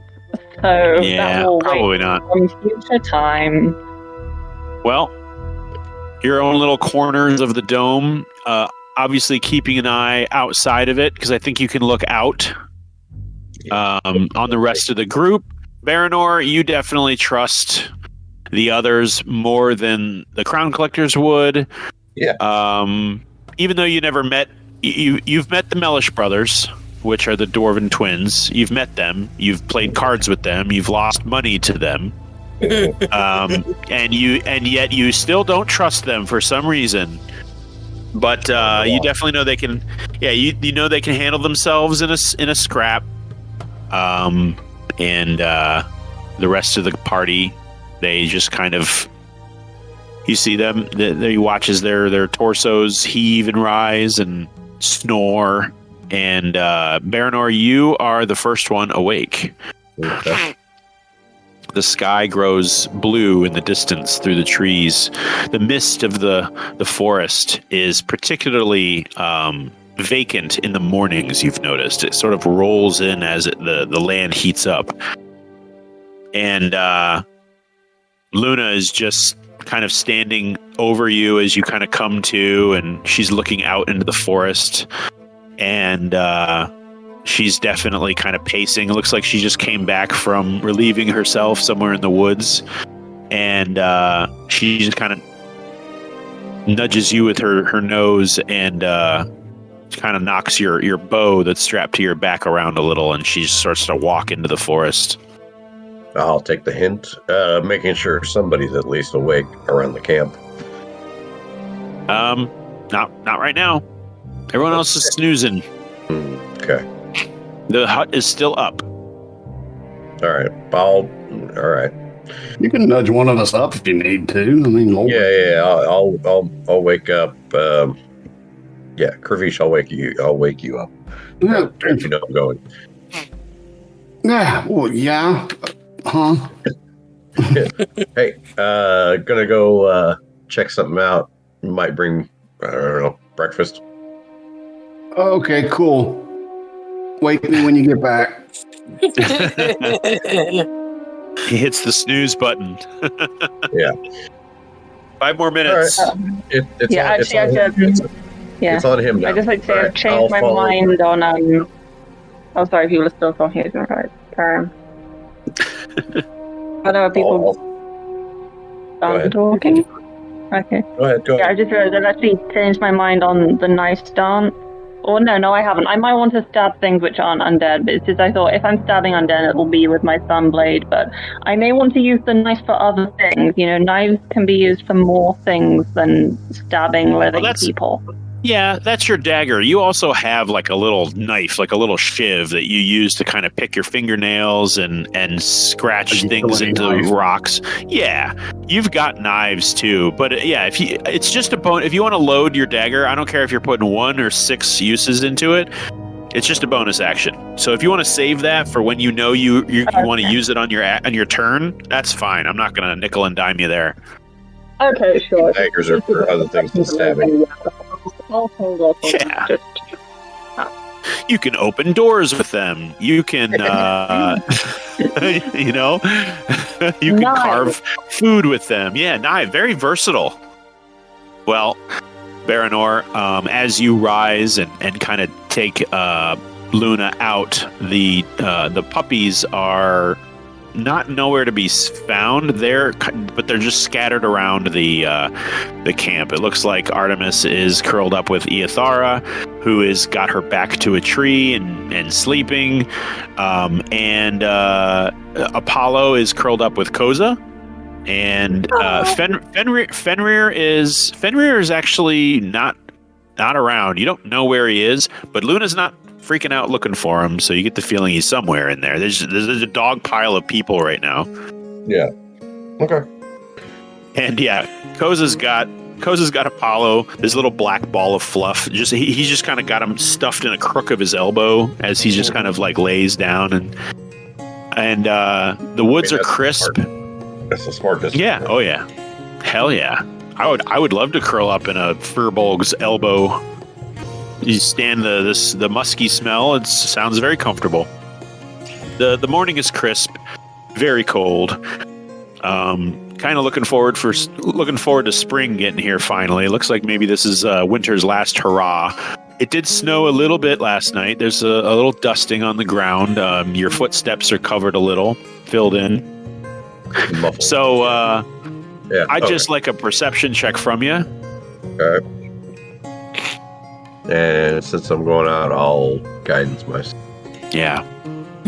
Perception. Let me make sure that it's not. Always forget to turn that off. Okay, there you go. All right. Ooh, Well. Jesus Christ. So how does reliable talent deal with a natural one?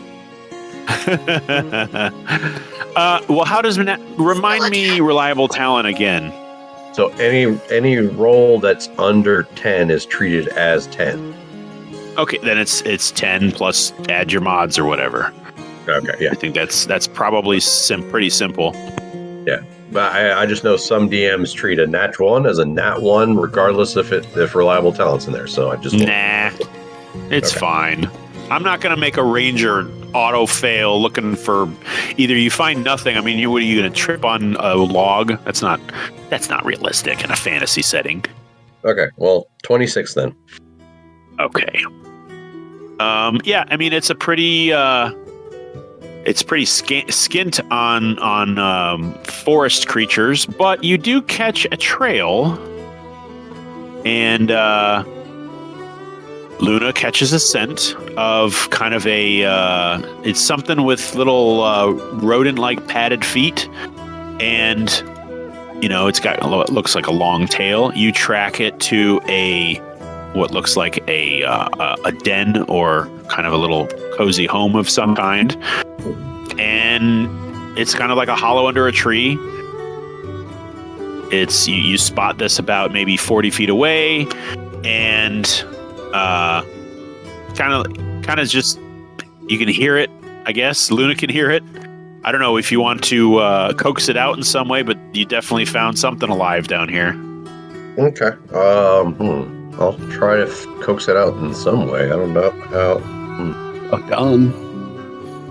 A gun? Well, one way. Didn't say it was a good idea. Mm-hmm. Yeah. I'll light a torch.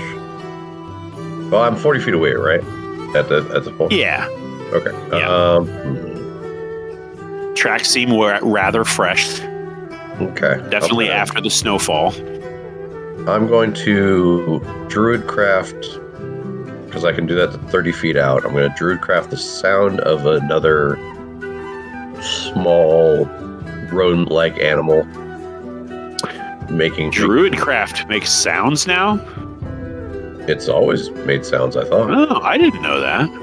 Oh, yeah. Sensory effect. Oh, cool. Right. And so like a small animal in distress or something along those lines. Alright. I'll let you make a nature check and also a persuasion check. Oh, that's going to be great. Okay. Good nature, but here's where it's going to fall to pieces. Yeah. Let's see. I'm going to roll insight for this woodland creature. Oh, I got a natural 1. I got a natural 1. It's your lucky day, because that was not that great for persuasion. Yeah. Okay. Okay. So you see pop out of this little hole, sniffing first with its big beaver-like nostrils. This little creature.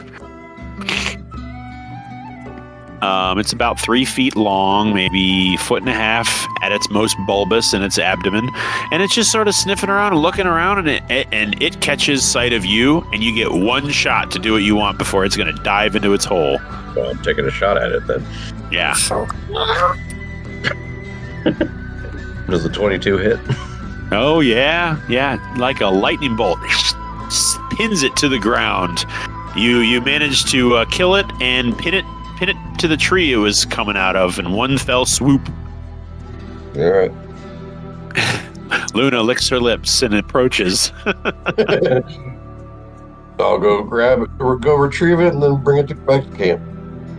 Should I be a mean DM and say you hear a higher pitch squeaking inside? Oh. Mother, Nah, come back. I won't. I don't know if Tim is won't do going to that. make it. She was just heading out for some bread and tea. No, this is a male and he's alone. They wouldn't have babies in the winter time. They might. You don't know. I don't know. This is a fantasy setting, man. I got a 23 nature check. I think I would know. Yeah. Yeah, good news is you're not about to murder a bunch of babies by leaving them alone. Bad news is there's only one of them. All right, but this thing was like 3 feet long, right? You said something like that. Well, it's got a tail, so. Oh, okay.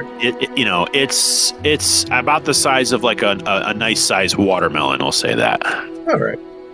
Well, bring it back to camp. Yeah, just give me one last perception check as you sort of scan the area as you make your way back, kind of like just making sure everything's up on the up and up. Oh dear. So Who managed to do that? I don't know. On the same. Jesus. Oh man, Sir. What do I do with this? Nothing, because it's 23. Okay, I know what I'm going to do with this. You're making your way back. You're taking a look around, and as you kind of turn your head back towards the direction of camp, there is a crossbow pointed right at your face. Oh, as Iathara just sort of gives you this glinting smile, I got one over on you kind of expression on her face. You got me. Oh, you're lacking, sir. What am I going to do? I'm going to have to head out here pretty. Okay. We got a lot of travel ahead of us. I figured as much. I'll look down at Luna, because I'm guessing you have Artemis with you. Yeah, she's right next to me. You're very cute. And Mike, you're going to have to ask her. Yeah, Luna kind of Luna approaches with her head low, and Artemis is just standing, like at attention, a very proud look on her little puppy face. And how long does Speak with Animals last, by the way? I mean, I can cast it again. It's next morning, so. Yeah. Not that long. It lasts for all of 10 minutes. Oh, okay. Well, I'll cast it again. I can cast it for free, so. Well, you hear Luna's thoughts, not directed at you, and she approaches Artemis, who looks very different than her, by the way. She doesn't look like her mom at all. She has like these big, like green eyes, like a pale green eyes, and her fur from her snout starts with this sunburst yellow and starts to darken towards the tips of her cheeks and her ears. Her coat is very, very blonde, except for this collar of a light brown around her neck. The rest of her body, except for and the tip of her tail, has like a brown effect. Everything else is a very blonde. And she stands, stock still, looking at her mother. who approaches her and kind of puts her nose, her snout under Artemis's chin and just kind of taps it a little bit. And you hear Luna just kind of look at her, and from Artemis you hear, "I don't know if I'm ready, Mom. She's real nice though."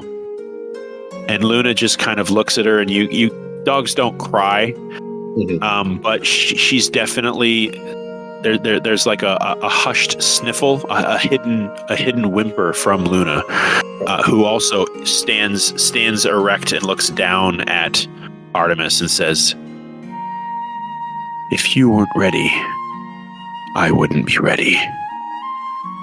I think I'm ready too. You have to do what she says, and you have to keep her alive. That is what we do. For our people. We watch their back. You have to make sure no one sneaks up on her." And Artemis just kind of like, "I won't let anyone sneak up on anything." And she just kind of sniffs the air, and you see the two of them just sort of touch noses briefly, and Luna gives her nose a little lick, and sort of surrounds her, walks around her, and just kind of looks at you, Baranor, looks at Ieathara, and you can hear Luna say, "If anything happens to this child." And Ieathara, you just see Luna looking at you like she has before, except her tail's not wagging, it's stock still, so she's kind of giving you a You better take care of my baby or it's your ass. Yeah. I understand, Mama. You know I would never let anything happen. Yeah, No. Baranor's gonna be like, if anything happens to Artemis, it's not just me you're gonna have to answer to. It's Do you actually think I would ever let anything happen to my baby?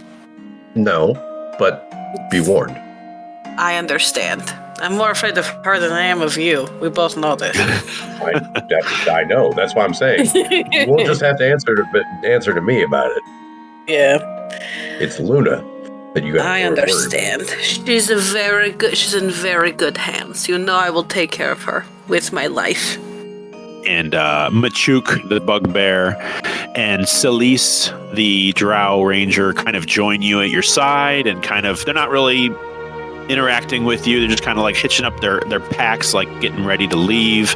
You see the rest of the party rising, and Koza kind of makes his way over, and you see him lean down to Artemis, who he's interacted with her too, and he just kind of waves his hand as he pets her, and Druid crafts a little moon pin made out of like fungus in just above where her ear is in her fur, and just kind of looks at her and gives her a little tussle, and he's like, "You take care of yourself, and remember, you are Wolf. This is your home. You keep her safe too." And he just kind of gives Ieathara, he presents you with his fist for a little fist bump. She'll return it. Yeah, it's good to see you, Ieathara, and he's gonna kind of look at the rest of you and join the rest of camp. Looks like he's fixing breakfast. All right. I'll head over with the killed rodent thing and start prepping it. Yeah, Ieathara, the road ahead of you is long. You've got a long way to go.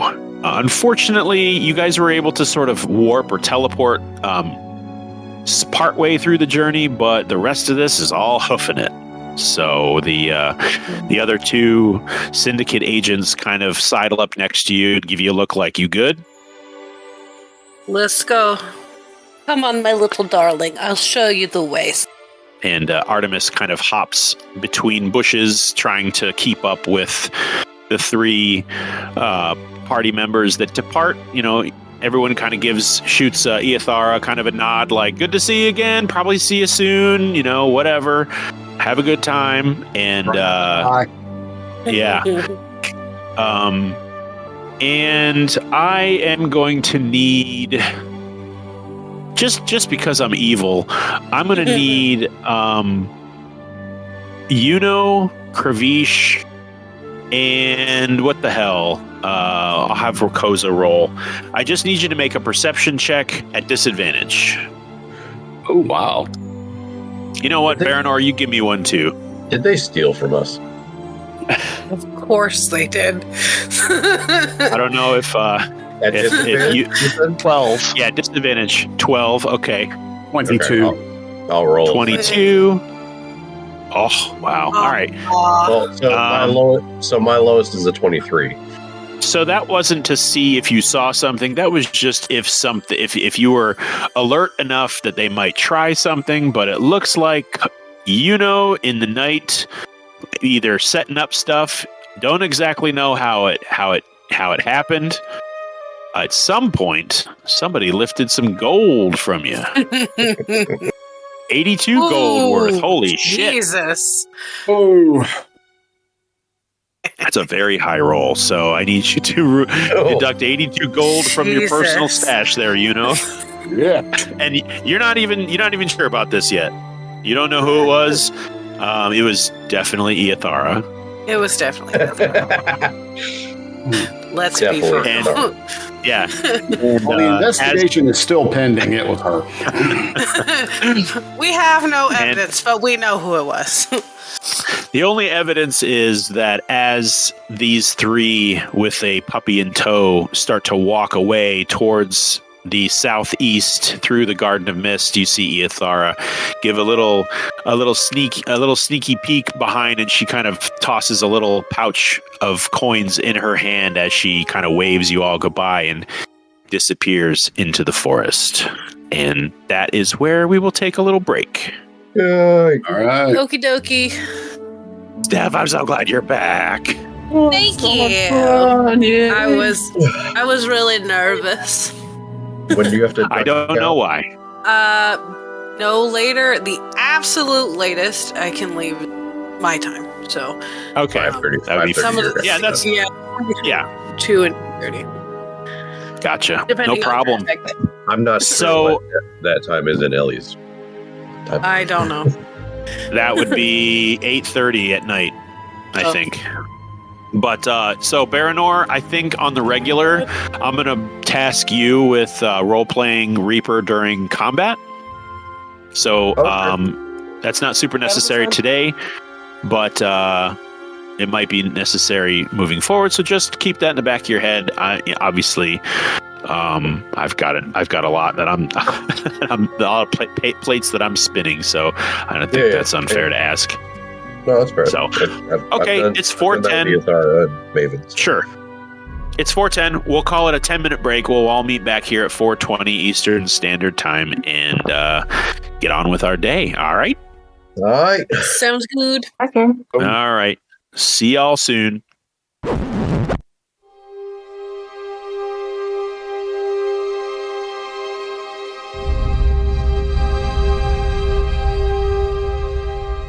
Okay. We got everybody back. Let's see here. Musketeer roll call. Mm-hmm. Leo, Brittany, Toby. Who else is in there? Block A. Yeah. Mm-hmm. Hey, Ron. Hey, Ron. D nice. McClellan. God, homeschooled. Yeah. All right. Let's get back to it. The morning finds you all rested and well after a brief, bittersweet departure from Iyethara, taking Artemis with her, Luna's little daughter. Seems to be a new chapter opening for those two. The rest of you sitting at camp, you pack up your stuff, you get yourself something to eat, and take a surveillance of the area. I'll take a perception check from anybody except Baranor. Okay. Just because this was happening while you were talking to Iyethara and all that. Yeah. Dirty 20. You're just tired of my minimum 23s. Never. I love it when you roll high. That means I get to give you more stuff. There you go. A dirty 20 perception is pretty good, though. So, you know, Kravish, as you sort of, shake the dew off your lily in the woods and scan around and get a feel for the area. It definitely, your toes are a little chillier than you'd like. It definitely snowed last night a little bit. And the way north seems relatively clear. All right, cool. Yeah. Well, at least for the short term, it looks like we got pretty clear trail. Yep. Is there anything anybody would like to do as camp is packed up and the villagers kind of gather themselves, and as well as Reaper kind of joins the group, and as do the Mellish brothers, these two dwarven folk, and they kind of group together for now. It seems like at least they know each other, and and everyone seems kind of putting their boots on and getting ready to go. I'm going to use my encouraging song to can give heroic inspiration to up to 5 folks. Okay. So that will be heroic inspiration to Baranor, to Iona, to Koza, to Yuno, and to Azia. Okay. Is that just a reroll, or is that a certain die? It's a reroll. It's you can take any D20 roll you have to make. You can roll at advantage. Gotcha. So it's a mulligan. I'm just looking up something here because Azia's here too, and she can do stuff. No, that's not really that helpful. Trying to think of things that she can do for you guys. Sanctuary only lasts a minute, which is kind of dumb. Yeah, you can use Death Ward. Yeah, that's what I was. That's the next thing I was looking at. Yep, she's got Death Ward.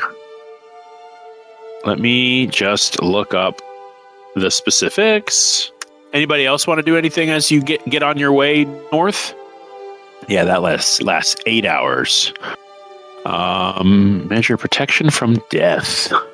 Okay, so I think we've established that she knows about your Reaper's Bane bracelet, Kravish, so she's not going to choose you. But I'll just roll,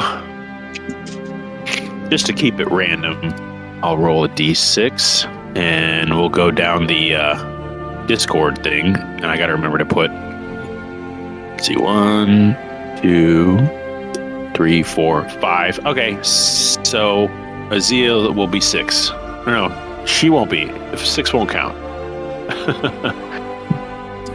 Okay, Baranor it is. You have Death Ward. Baranor has Death Ward. Got it. Yes. So don't go testing it out. Jump on a stump. Oh. Yeah, everybody gets to benefit from a long rest. You can recharge your spells. All your hit points are back. All that's good stuff. Jalapeno. Yeah. The hike through the woods is serene. And surprisingly, as you go north, and you're in the woods now for about a good hour, so it's like still late morning. You notice the ground is not nearly as biting cold as it has been before, and you continue through the woods, and some of you admiring the foliage. There's a couple of really nice tall trees that offer just something to look at to break up the monotony of walking through the woods following these humans. You notice the temperature drastically increase. Not drastically, that sounds terrible. You're all on fire. No, but definitely warmer than it was, and as you move through the woods, the ground the ground cover and the snow on the ground starts to become a little more slushy and sloppy and muddy until it's not too long before it's kind of totally melted around here. The closer you draw north, it's kind of weird. You guys all feel yourselves, and you're moving, you're hiking. You feel yourselves kind of sweating a little, maybe peeling a layer away from your neck to kind of deal with this change in temperature, and just much more pleasant to walk around. It's not snowing currently, and after 2 hours of hiking through the woods, you guys it's like it's not winter anymore. Just nothing but lush green all around you. The sun is out. You can occasionally feel the radiance through the trees, and it just feels like a completely different climate. And as you kind of notice this, you also can hear something in the distance. Maybe, and again, the foliage is thick, so it's hard to see long distances, but you can definitely hear the sound of like a thwip and a thwack. Thwip, thwack. And like 3 in a row. Like thwip, thwip, thwop, thwop, thwop. As you draw nearer to it. You're about 50, 60 feet away, I'd say. The humans seem to be walking in that direction. You're not sure if they hear it or not. Can Yuno's Raven go do a little recon for us? Or does Koza want to become a bird again? Yeah, you can do both. I mean, I can send the Raven out. Okay. Koza snaps into his little bird form and flies into the trees. And he forgets that he's not psychically linked to anyone right now. Oh, yeah, I need to reset that. So he takes off into the trees and saying whatever he's saying to himself, thinking he's talking to you. Do you have to see him to do it? Let's see. Is it like a creature you can see? Is that what it says? I think it starts off with a creature I can see. Yeah. You can't see him no more. Yep, that I can see. However, the Raven shows you a vision, of trees spread out, like big giant trees spread out amongst like these jutting hills. And you see what you could swear is rooftops among them. Like trellis wooden rooftops. And it's when you kind of are still following these humans, unless some of you want to slow down and stop or whatever, they're walking towards this sound. And those of you that are following them closely, you see this through the woods. And with another thwack, thwack, thwack. Oh, okay. Okay. They immediately spot you and the villagers that you're bringing with you, and one of them trains their bow in your direction and then quickly drops it. It looks like they not on the floor, but like drops the bow a little. And the other three just kind of, everyone looks at you at the same time. And you see Roderick kind of walking with his arms and hands up. He's like, it's all right. It's all right. They're with me. They definitely don't pose a threat, so don't shoot them. And Luna's definitely like stiffened. Mm-hmm. And everyone else is kind of like, I wouldn't say at a standoff right now, but they kind of part ways and let you pass. And Roderick kind of cranes his head. He's like, "It's all right. Come on, you'll want to talk to the elder." And so are we back in your village now? Oh yeah, and he kind of he's like, "This is the outskirts, but over that little crest you'll get to see it." And as you follow him further, you see quite a splendorous sight. Large trees covered in moss and tall canopies stretch up into the sky 100 feet. And nestled within the branches, between them, on top of them, you see houses. Not sure whether they're carved out of the trees themselves, if they're built into them. But dozens of these little tree houses built into the forest itself, connected by rope bridges, by stairs. You see people milling about, going about their morning routine. They look shabby, just like Roderick and his sons, with sort of somewhat unkempt leather garb. Looks like they don't get the newest fashions this deep in the Garden of Mist. But they look, healthy and relatively content until they see all of you, and those that see you stop, and you see them pointing and like, oh, what's going on? And Roderick just kind of guides you along and says, welcome to Hopton. This is where we're from.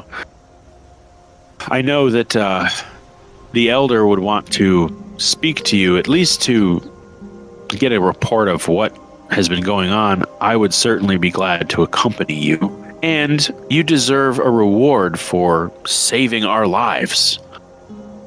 Please, we can find you, lodging if you're wanting to hang in the area. Definitely a meal. We'll get you something to eat. Please, the hospitality of Hopton at least owes you that. Okay. Yes, we do need to, we can't stay too long because things to do. Places to go, evils to root out. Yeah, but we can stay for a little bit.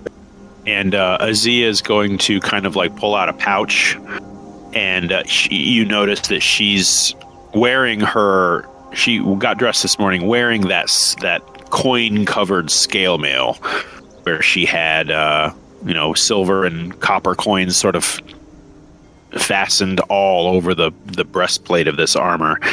She pulls out an empty pouch and she's like, would not mind sourcing some components too. It looks like these are capable people. Maybe we could stock up something.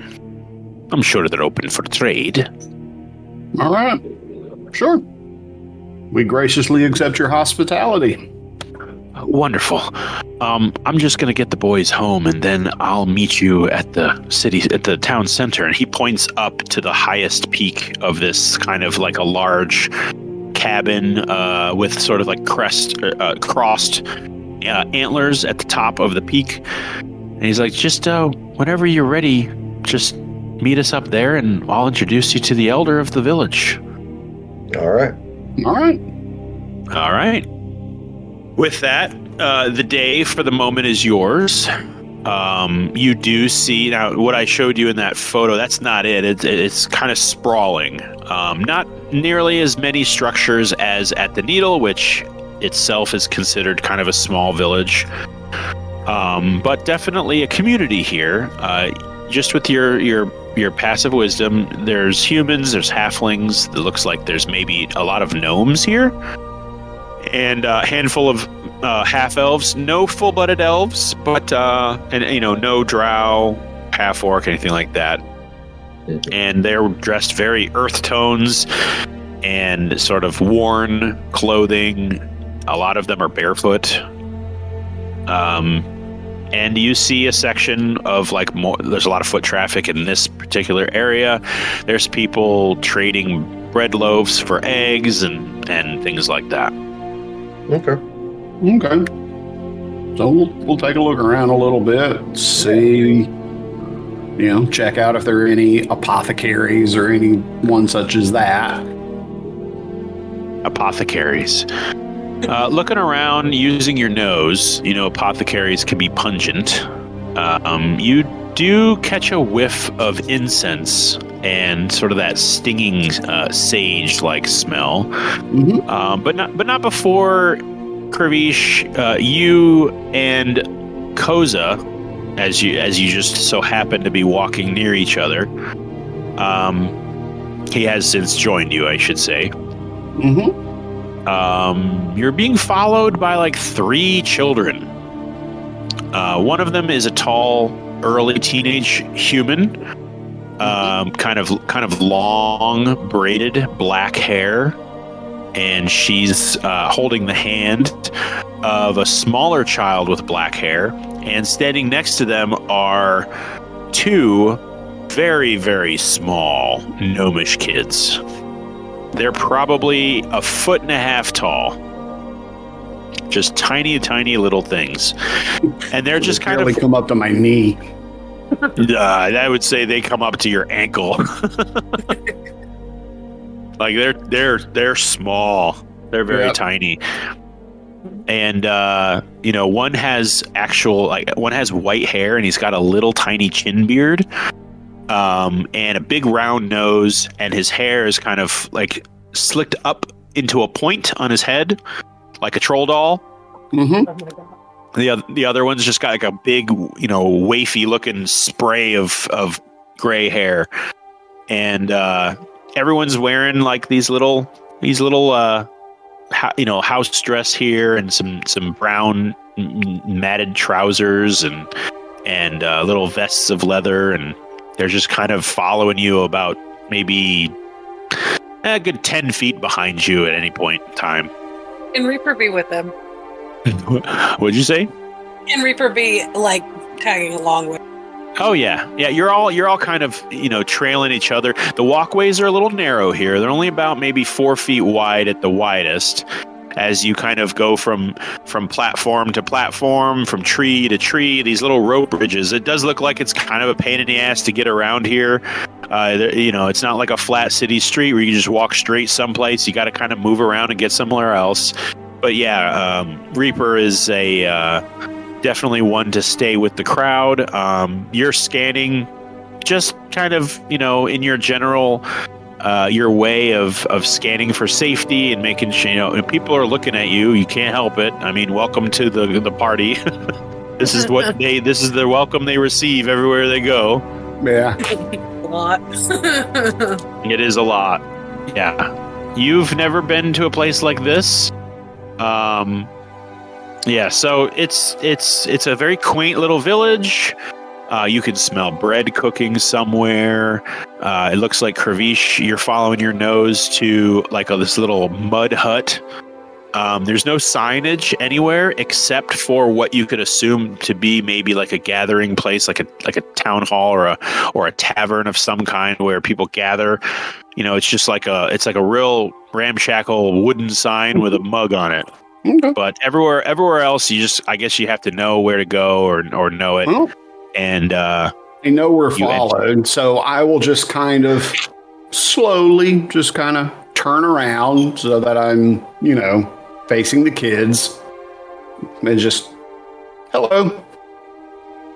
Oh, and you see this very, very squat dwarven woman with kind of like a long red braided chin strap beard thing, and it kind of like comes down beneath her chin, her jawline, and she's got like this really nice wooden and twine and like rough diamond sort of decorative clip that's at the end of her little beard, and she just kind of looks up over a pair of half moon spectacles, and she's like, "Oh, good morning. What can I do for you? Oh, and who are you?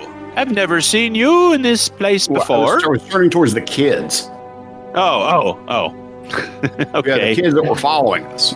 Oh, you're saying hello to them. Oh, my bad. I thought you walked into the place. Okay.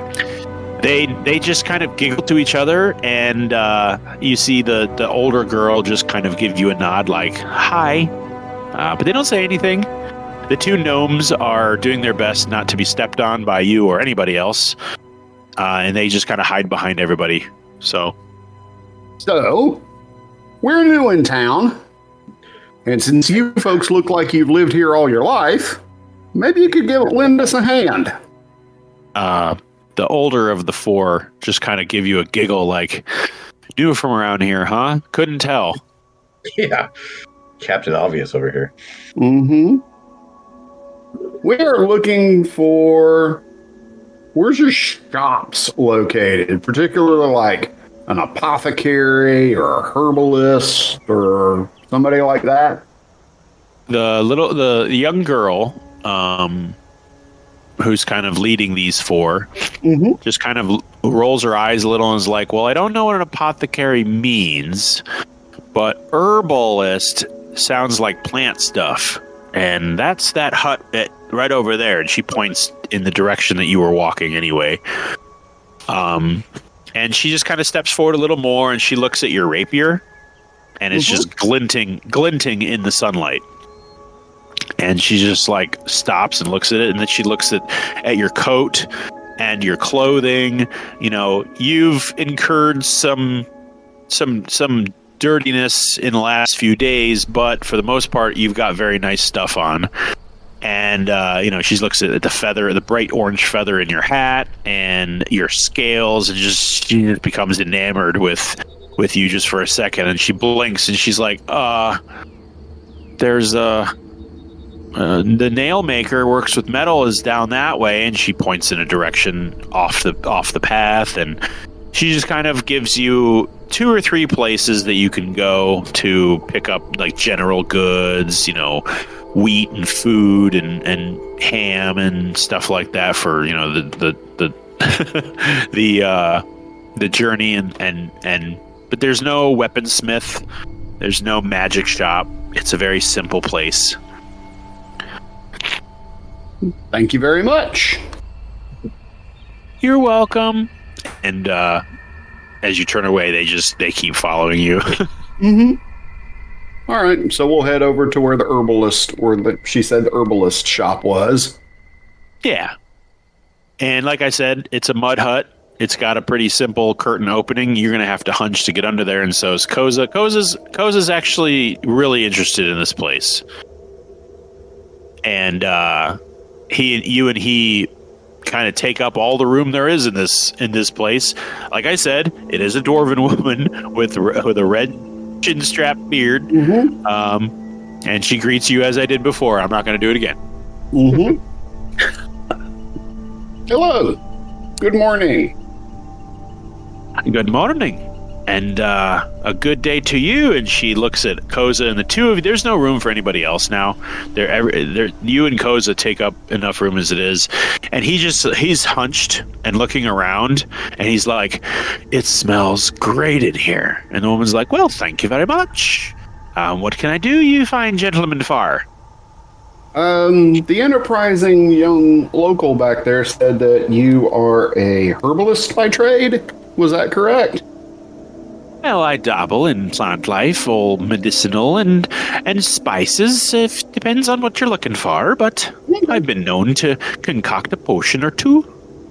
Well, just want to see some of the various potions you have, as well as maybe if you carry any magical spell components. Just looking to stock up on our journey. Well, not too much magic is peddled around these parts there, Sonny, but I do have 1 or 2 herbal remedies that might ease your suffering or cure your woes. Certainly depends on the woes. And she brings you over to like this shelf with these little brown clay jars with little kind of stopper lids. And I'm going to say, just for mechanic's sake, that she's got pastes and salves and tonics and tinctures, and all of them, do different things. But I'll say, out of everything, the most valuable to you would be she's got some cure disease, quote unquote potions. She has some healing salves that aren't exactly as powerful as the potions that you possess, but they do offer relief and from pain and things like that. Any ones that can cure or offer resistance to poison?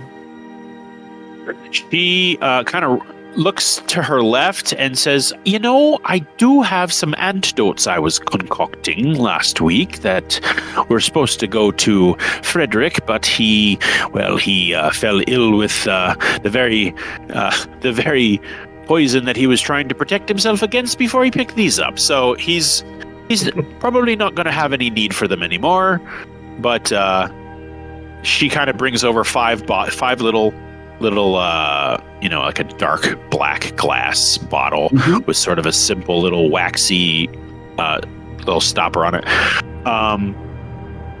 So these 5 will be resistance to poison. Okay. He's not going to charge much. She's calling them 10 gold a pop. But your passive insight leads you to believe she might take less if you were to perhaps offer her something that you have that they don't have around here. Okay. So let's see. What may I have in my inventory that would strike them a bit? Yeah, because like just a simple potion of healing, I think is 50 gold, which I still think is stupid, but what else are you going to spend your riches on, huh? Oza is going to flip her a couple gold, and he's going to purchase some components, some ritualistic things, like there's some crow feathers and what look like maybe chicken feet or something, crow feet. And since Noah's not here to stop me, I'm going to say he's going to buy some healing salves too. Okay. Baranor's not there. Never mind. I haven't. Well, let's see. What sort of things may you be interested in, trading for maybe a little bit of refund off the little bit of cash off the top of those things? Well, that depends. You seem like traveled folks. Have you got any jewelry? I'm always in the market for jewelry, and you notice that now that you can really see her, she's moving around. She's got rings on her fingers. She's got little bangles. They're not the best quality merchandise that you've ever seen, but it fits right in here and makes her look like bling bling. Okay. And Baranor, there's room for you to kind of poke your head in. It's just you immediately meet with Kravish and Koz's backside. Well, here. Standing room only. Baranor that sticks his head in and kind of tries to slip Kravish a book. You're going to steal a book? No, slip him a book. Oh, okay. Slip me a book. Okay. All right. It is the poisonous and medicinal plants and how to spot them. Okay. So I'll turn back around as like, is this for trade or for me? To trade. Thank you. Might be something she would have use for. Okay. Well, I just recently acquired this tome of poison, identification of poisonous plants and such. I don't know if this is not anything you don't already know, but it could be of some interest. Yeah, take a look. Yeah, she's gonna take it from you. It's large in her hands. But she kind of flips through it. She's like, "Oh, this is a little bit of a newer edition than the one I've got. There's some plants from throughout the Empire. It looks like. Well, we don't grow too many of the." And she's gonna kind of like saunter away a little bit and kind of not turn her back on you per se, but she's definitely like focused on this book. She's like, interesting. Well, yes, I'll take this. This is nice. Thank you. And she's going to take 20% off of that price. Okay. Also, you have all of this lovely jewelry on. Surely you must want to admire how you look in it. And so I'll pull out a mirror from my pack. Not the special mirror. Yeah. No, not the special mirror, just a regular old hand mirror. How many mirrors do you? Are we surprised that he has a hand mirror in his inventory? No, that's why I'm questioning how many mirrors does he have? Fair, very fair. He's got this Less one, than and he's you got have his daggers. magic one. Yeah, right. He pulls them out of his pockets. He pulls them out from behind his waist. Yeah, it's a decent mirror. It's got a silvered kind of handle and frame. It's not terribly large, but she's not terribly large, and she just kind of looks at it and she's like, well, isn't that a bit of pretty? You want to trade for this as well? Sure, the book in the mirror. She's kind of taken aback a little. She's like, well, the shopkeepers on this on the alley will be certainly grateful that you folk are in town. You know what? Why don't we just call it even? And she slides the 5 bottles in your direction. Wonderful. All right. So are these potions of poison resistance? Yes. Yeah, for 1 hour. If you drink this potion, for 1 hour you have poison resistance. Any poison damage is halved. It does not protect you against being poisoned, but it does offer some protection from the damage. Potion of poison resistance. All right, and you said we got 5 of those. Yeah. And just so everyone knows, Koz is going to have. He's gonna pedal his way through having 2 salves of healing, which is the same as a healing potion, except instead of drinking it, you just smear it on your wounds. Not the most practical for in-combat use, but It's a funny picture. just hurriedly over a span of 2 seconds, just slap. Oh, God. All right. Yeah, it says a little space in the apothecary Iona may go in once someone else goes out. Yeah, Koz is going to kind of duck his head under. He's going to thank her very much. Thank you very much for the salve. I can't wait to try it out. And he's going to duck through, which basically makes the whole half of the apothecary open now. After he leaves. I will also thank her for her time and wish her a good day, and I will duck out as well. Okay. So the other half's open. Yeah. Baranor, you squeeze through the 2 of them and pop out the other side. You're like, oh, thank God. Well, I wasn't trying to go in. I was trying to help them out. So. Okay.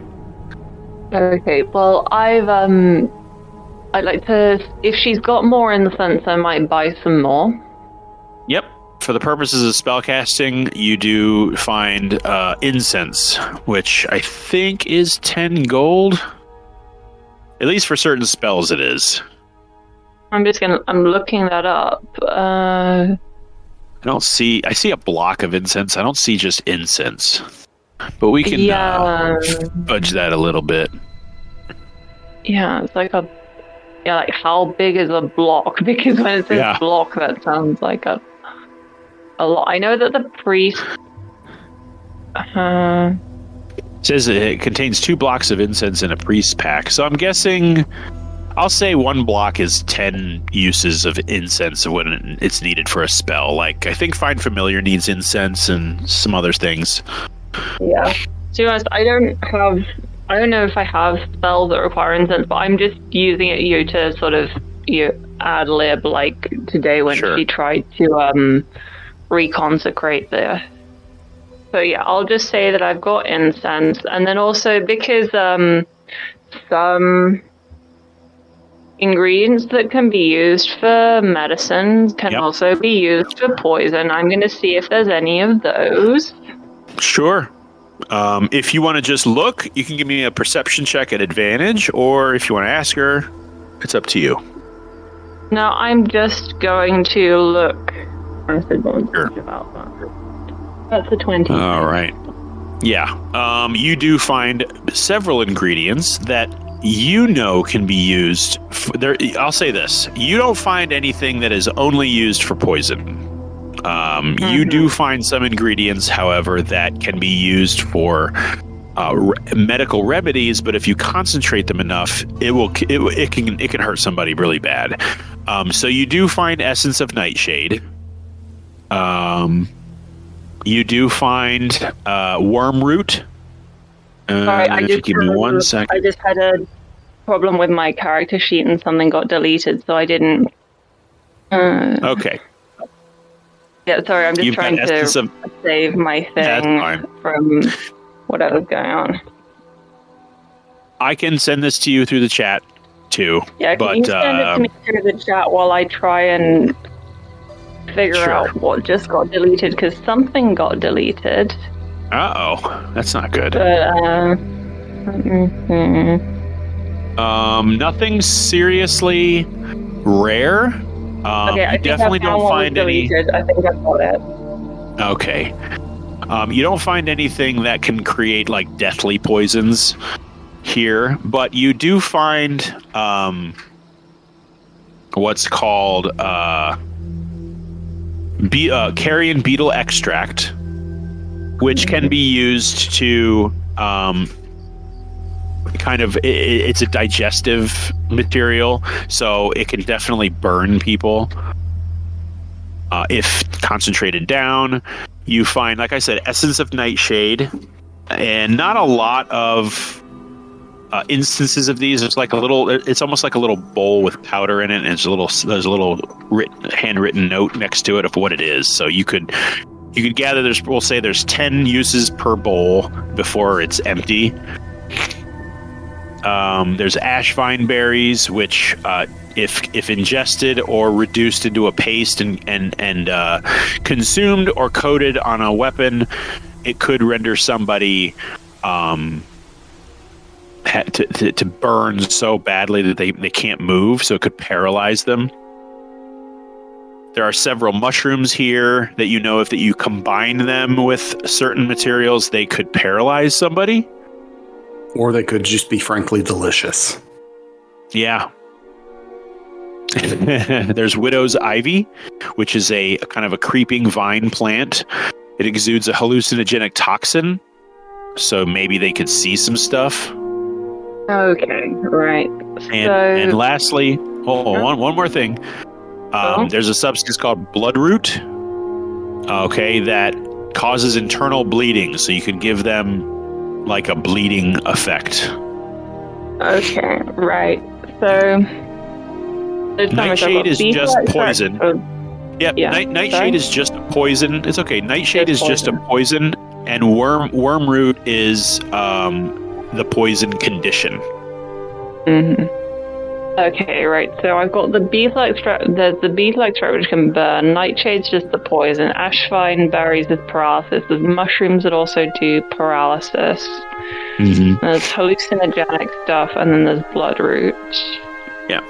Mm-hmm. Okay, so I think that she'd probably be interested in like the beetle extract, the nightshade, the ash vine, and the bloodroot, but I don't think she needs like multiple paralysis. Thinking one thing does paralysis, you don't need multiple things to do paralysis. And hallucinogenic stuff, it has its uses, but she's not so much focused on that. If she's going to be taking someone down, it's probably going with poison. It's probably going to be with a different type of effect than hallucination. So, like, what are the prices on things like the beetle extract, the nightshade, the It's berries, it's all 1 gold per use, and it, like I said, it counts as one ingredient, and you'd have to combine 3 to have the desired effect. Okay. They're all little ingredients. Okay, so 1 gold per use, and I need to combine 3 to get their effect. So let me see. Yep. I mean, to be honest, even if I want to get 3 of each, that's just like 12 gold, which is not bad. Right. I have a fair amount of gold, so I might just go for what the hell? I might go for just enough for me to get 2 of each of these. So that would be 6 ingredients in total of each. Mm-hmm. And then I can make my thing, and I'd also be getting the incense as well. All right. Easy enough to do. You guys probably set her up with enough gold to make it for a month. And reading material for longer than that. Yeah. Mm-hmm. Okay, and then Yeah, she's currently flipping through that book as she talks to you too. Yeah. So aside from that, just in general in the town, I've got just a couple bits of equipment I'm not using. Like I've got my nice armor which I'm wearing, but I've got my regular leather armor which I'm not using. I've got my mace which I don't use. So I'm going to see if there's a place where I can sell that somewhere here. So there's a general store that sells like rope and rations and just very simple bandages and medical equipment. I mean, not medical equipment. It's a treehouse village. They don't have equipment. It also sells tools like hammers and things like that. It sells excess nails from the nail maker, and you do pass this human who it looks like he's just stacking these little tiny iron wedges, and not exactly sure what they're for, but he's making a whole crap load of them. And the general store will buy that from you. They're not going to pay full price because this is not you. And you guys kind of pick this up. This is not like a magical place. You don't see anybody slinging magic. You don't hear anybody talking about magic. Like all of the stuff you bought from the apothecary is natural and stuff like that. So, and you don't see. There's no like guards walking around. There's nobody carrying weapons. Looks like these people sort of built these tree houses to stay off the ground, and maybe that's enough to protect them from the forest creatures. But yeah, you don't see anybody with swords on their side or anything like that. So let me pull. It's probably going to be leather armor. It's just regular leather armor. Yeah, just regular leather armor. I'm keeping my nice leather armor for the rest. Okay, hold on. Armor. It can't be more than 15 gold. Yeah. Let's see here. That doesn't help me. Okay. All that for paltry. Okay, they're worth 10 gold. He'll give you 7. Okay, is that 7 for the armor because you said 10 gold, or is it 7 for the whole thing? I don't mind either way. I just want to make sure. No, it's okay. They're worth the leather armor is worth 10. So if you're selling that, he's going to only give you 7 for it. And what else did you have? You said mace, which is 5 new. Yeah, he doesn't know what to do with that. He'll give you 2 gold. Maybe he'll melt it down. I wasn't using it, so that's 2 gold that otherwise I would have just done them in my pot. So I may as well. Okay. Unfortunately, this place is at least intellectually kind of boring to you. It's perfectly pleasant, but you don't see anything here that you would want to purchase at all. Other than maybe some spell components that you would need. Koza, however, is loving this place. You see him just looking around with this doe-eyed, stupid grin on his face. He loves the cut of this place. And so much so that he's going to say to the group, hey, you guys mind if I skip the meeting and I just kind of explore around here? Yeah, I mean, you do you. And he just kind of walks up to Baranor. He's like, listen, just hit me with your psychic connection, and then I'll know if there's trouble or if you need me or anything. Okay. I'll do the psychic whispers to everybody in the main party, at least, except for... I'll exclude Reaper and Ekarish again. Okay. You feel yourself connect with Koza. He's going to do a spin and shrink into a red squirrel. And as soon as he does that, Azia just kind of instinctively looks at him and hisses like... And he's going to scuttle away into the branches of the trees around you. As he goes, I'll psychically say to him, no more than a mile. You hear, okay, no problem. Oh, I found the nut. If anything, it's a welcome relief to see him using that spell. Yeah, right. Little bit. A little bit. That's okay. That's okay. It's been about maybe an hour of you guys kind of traipsing around. If there's nothing else pressing for you guys, I don't know if Reaper wants to walk around the place and take a look and outfit herself with anything. The Mellish twins are just fine. All she really wants or needs is a couple of those healing salves, and okay. So the healing salve, the chalk is going to be a gold. The healing salves are 5 gold a pop. She only has 10 of them, and they only do 4 points of healing, like flat. That's 4. Fine. That's fine. I'll take 2 of those. Yeah, so that's 10 gold plus 1 for the chalk. Okay. She's also gonna wander around and look for some kind of cute little gnomish shop. Yeah. So give me a investigation check or a perception check, whichever one works better for you. Okie dokie. Neither are great, so we'll just go perception 12. 12. You don't really see anything that would strike you as knickknacks, but you do find a candle shop. Many of them are simply aesthetic. You got short, fat ones. You got long, skinny ones.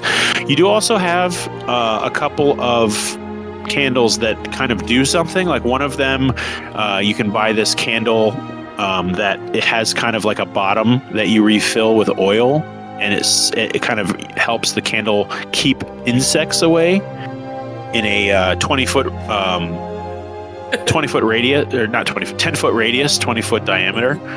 Gotcha. There's candles that are really bright. They kind of provide a little more light than just a candle would, so you can treat it as a torch. And there are many effervescent candles that provide calming, or over time, it can help remedy a sickness or an illness or a poison or something like that, kind of like a lesser restoration, sort of a natural effect over time. Okay. And pretty much everything in here that's aesthetic is they're 2 silver a piece, and anything with an added effect is going to be 10 gold each. Okay, so she'll take one of the insect ones. Okay. It burns for 8 hours, or excuse me, no, it burns for 3 hours. Okay, sounds good. And that's it. Okay. Anybody else? Nobody else? Yeah. Okay. A little bit of a shopping day. The town hall looms high in the trees above you. As you kind of are walking and whether or not you guys split off, you guys all gather at this kind of there's a well built out of stone blocks in the middle of this village, and it's kind of where you all sort of congregate, and you look up and you see Roderick standing at the top of this rope bridge. Looks like you guys will have to climb to get up there. It's kind of the way this place is, and I won't make you roll. I should, because I'd like to see one of you fall down this rope ladder, but I won't do that. Oh. Roderick meets you at the entrance to this town center and says, friends, so glad to see you. Glad you could make it. Priscilla is just inside. I already told her to expect you, and, I'll guide you in, and I already kind of briefed her on what happened, but, I just want to thank you guys for what you did. If you weren't there, me and my sons would be God knows where by now, doing God knows what. And I owe you my life and the lives of my children. If their mother were still alive to this day, I'm sure she would want to thank you too. And he's going to go to shake Kravish's hand, and you feel the crunch of a leather pouch as he kind of palms it to you and gives you a very solemn nod of his head.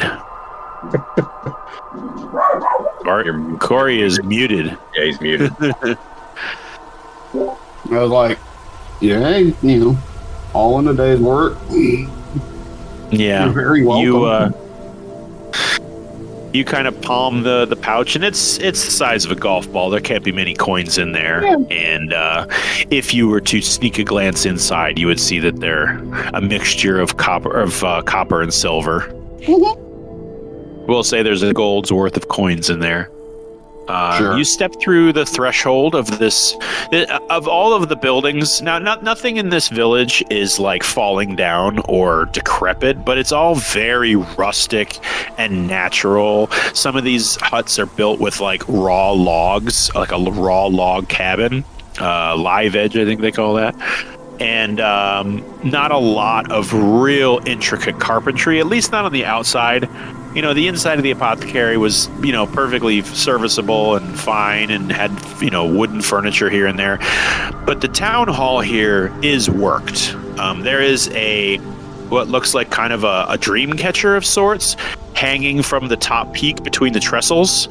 And it's made of bone, it's made of feathers and beads, and it's got kind of a crossing lattice of twine, and it does have some kind of symmetry to it. And it looks like maybe this is their symbol, perhaps, because you do see a number of these around the village, these little dream catchers. You cross the threshold, and there's kind of a hallway that leads left into some rooms. It looks like there's a couple of people working at desks. They catch you walking in and look over their eyes, or they're over their noses at you as they continue to scribble on parchment. You look to the right, and there's what looks like a row of desks, and there's also stacked crates and things. There's rope coiled on hooks. And at the back is what looks like a kind of conference hall or of sorts. There's a podium and there's some benches. Nobody's there at the moment. And off to the left of that, when you finally walk through, and obviously Roderick is guiding you, and he's kind of giving you a very, very quick, very, very brief history of Hopton. It's a very, very old village. It's been here since, as far as back as he can remember. The educational system here is probably not that great, but he definitely knows about the town that he lives in. He gives you a brief history that it's mostly kind of hunter-gatherers, and they don't really work the land too much, although they do grow some crops here in the trees that are closer to the canopy. They do a lot of trade with outsiders, but it's mostly people that leave the village, go and do a bunch of trade and bring all that back into the village. That's kind of how they make their living. At the back, at a very high desk, you see what looks like a gnomish woman in, perhaps, relatively speaking, her 60s.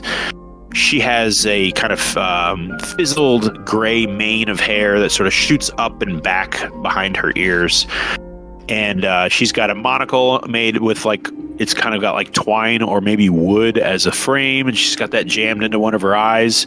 She's got a big fat round nose. She's got scruff at the bottom of her cheeks. And she's currently reading what looks like a large, maybe official book, because it has its own little stand and stuff, and she's copying something onto parchment. And Roderick is going to approach her and say, "Priscilla, these are those folks I told you about. Most of them are the crown collectors. I was a little unclear on their structure." And she just kind of puts her quill down. She's like, "Yes, well, what can I do for you, crown collectors and guests?" And she kind of gestures to Reaper and the twins. And Azia, she's there too. Oh. It's like, really? We come seeking nothing but maybe a hot meal and restocking our provisions. Maybe if you guys know anything too about our mission. So regarding our help to our mission. Anyway. Huh. And some increased knowledge and understanding of the area. Yeah, exactly. I forgot to mention this. This is kind of important. My bad. As Reaper was walking around and sort of shopping around, you all heard this what sounds like a small bomb, like a cherry bomb, further back in the village, kind of off the beaten path. And it's just something that every now and then you hear this, and it's at this moment that you hear another one. If you made a sound effect, we didn't hear it. Yeah, it's just like, I know this microphone. I don't know why this microphone only picks up my voice, but anytime I change my pitch, try to go low or high, it cuts out. But it just sounds like a little firecracker. Okay. And at this moment, you hear another little firecracker sound, kind of a pop. And Priscilla it startles her a little bit, and she's like, "That damn boy." Well, listen.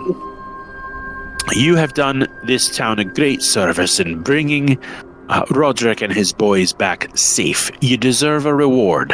And Roderick kind of clears his throat a little and looks at her like, and she just kind of looks at him and she's like, I am not asking that of them. They only brought you here. That's too much to ask of strangers. And it looks like they're kind of hushed, talking to each other. And he's kind of leaning across the table. He's like, look, they're capable. They can take care of that. Maybe we can help them with their problem. And she just kind of looks over her monocle at you all, and he's like, so you're adventurers, eh? That is correct. Well, what? I'm just thinking of the line from Elf where he just came over and goes, I like to whisper too. Yeah. Well, what is it that adventurers want with the needle? Exactly. It's, from what I heard, overrun with zombies and skeletons. We come to seek to rid the needle of those aforementioned zombies and skeletons. Well, you're certainly confident. From what I hear, anyone who goes to the needle doesn't return. It seems they've got quite a powerful army at their head. Yeah. We've seen it. Azia's going to step forward and say, I assure you, Lady Priscilla, that the Crown Collectors are capable. But it is true. The army of the Walking Rot is vast. It will be quite a undertaking to confront them head on. And that's when Roderick kind of, he leans forward, he's like, see, we could help them. And she sort of looks at him and is like, I highly doubt that they would be willing to accept our archers in their endeavor for what you're asking of them. And Roderick just kind of say archers? And she's like, yes, the hunters. We have a rather respectable archery force here that keeps us well fed in venison and woodland creatures, as well as protecting us from anything that might, challenge the security of Hopton.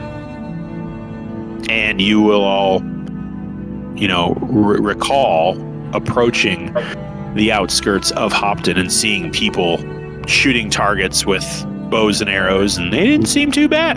And there was, and mind you, you saw that as you walked around. You saw more of that. It didn't seem particularly notable at the time, but now it sort of makes sense. Okay, we'll bite.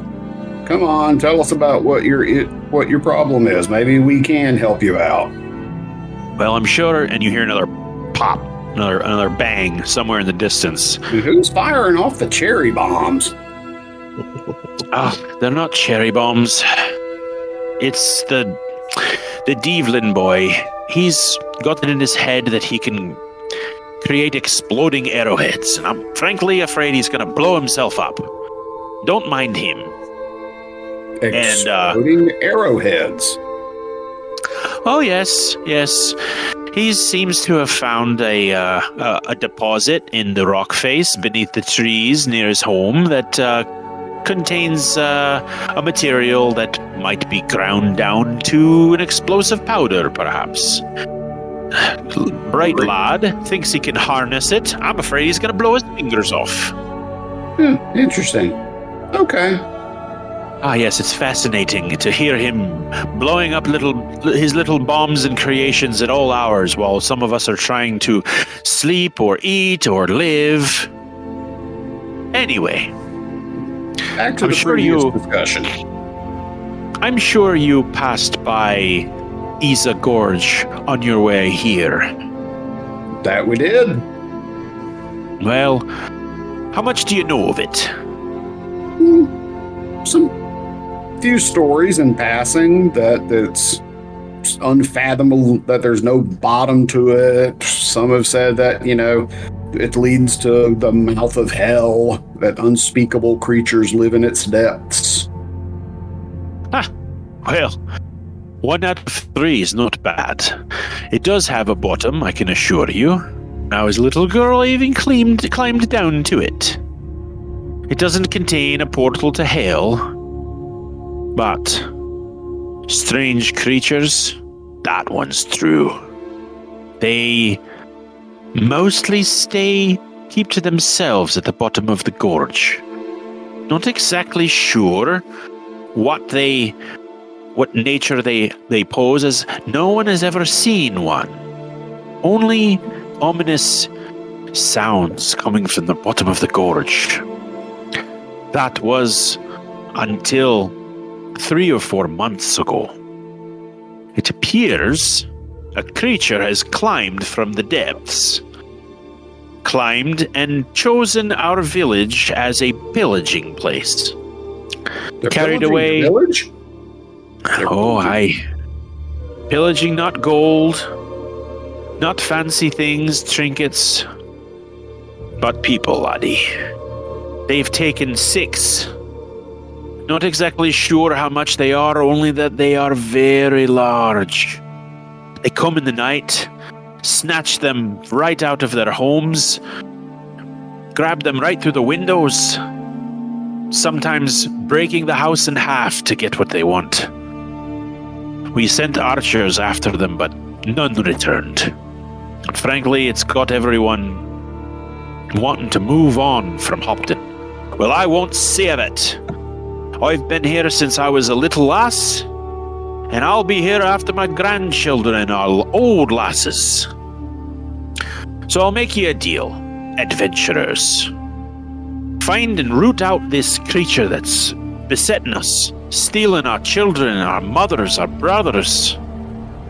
Destroy it, end the threat, and I'll lend you my archers for your army of the undead. What do you say? And she's gonna spit in her hand and offer it to you.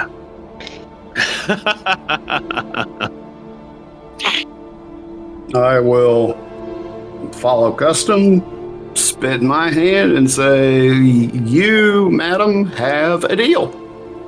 Wonderful. Off you go, then. I'm sure Roderick can point you in the direction of the archers that have seen it. Maybe knows where its lair is.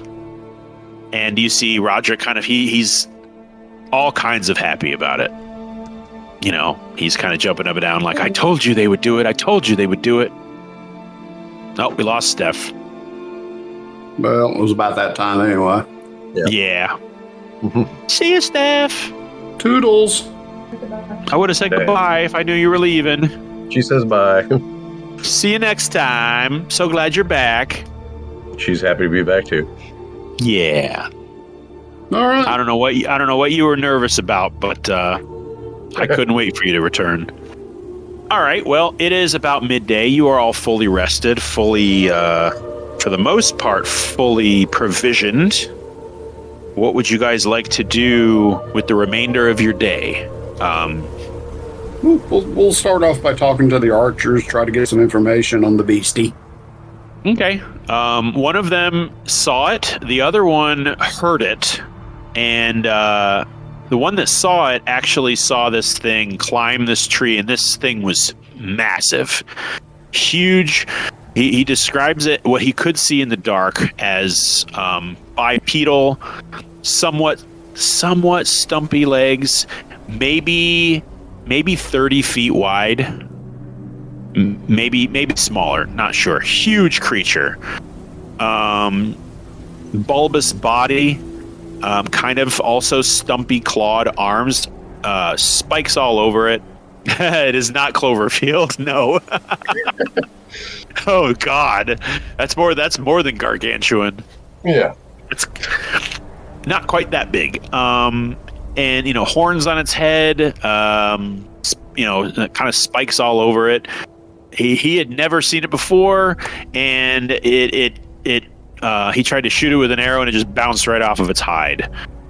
The one who heard it was actually out hunting and heard something in the deep of the hollow of a tree, somewhere in the woods, maybe a mile or two back in the direction that you came from, which is what led them to believe it came from the gorge. As there is no creatures like that in this forest at all. It's got a mouth, it's got two eyes, and very, very strong, very, very ferocious. The one who saw it, a mile wide. Yeah, likes to eat Hopton villagers. Yeah, I guess you could say it looks a little like a rancor, but like stubbier arms and legs, like not as spindly. For as big as that thing is, it's kind of spindly, like big, nasty, pointy teeth.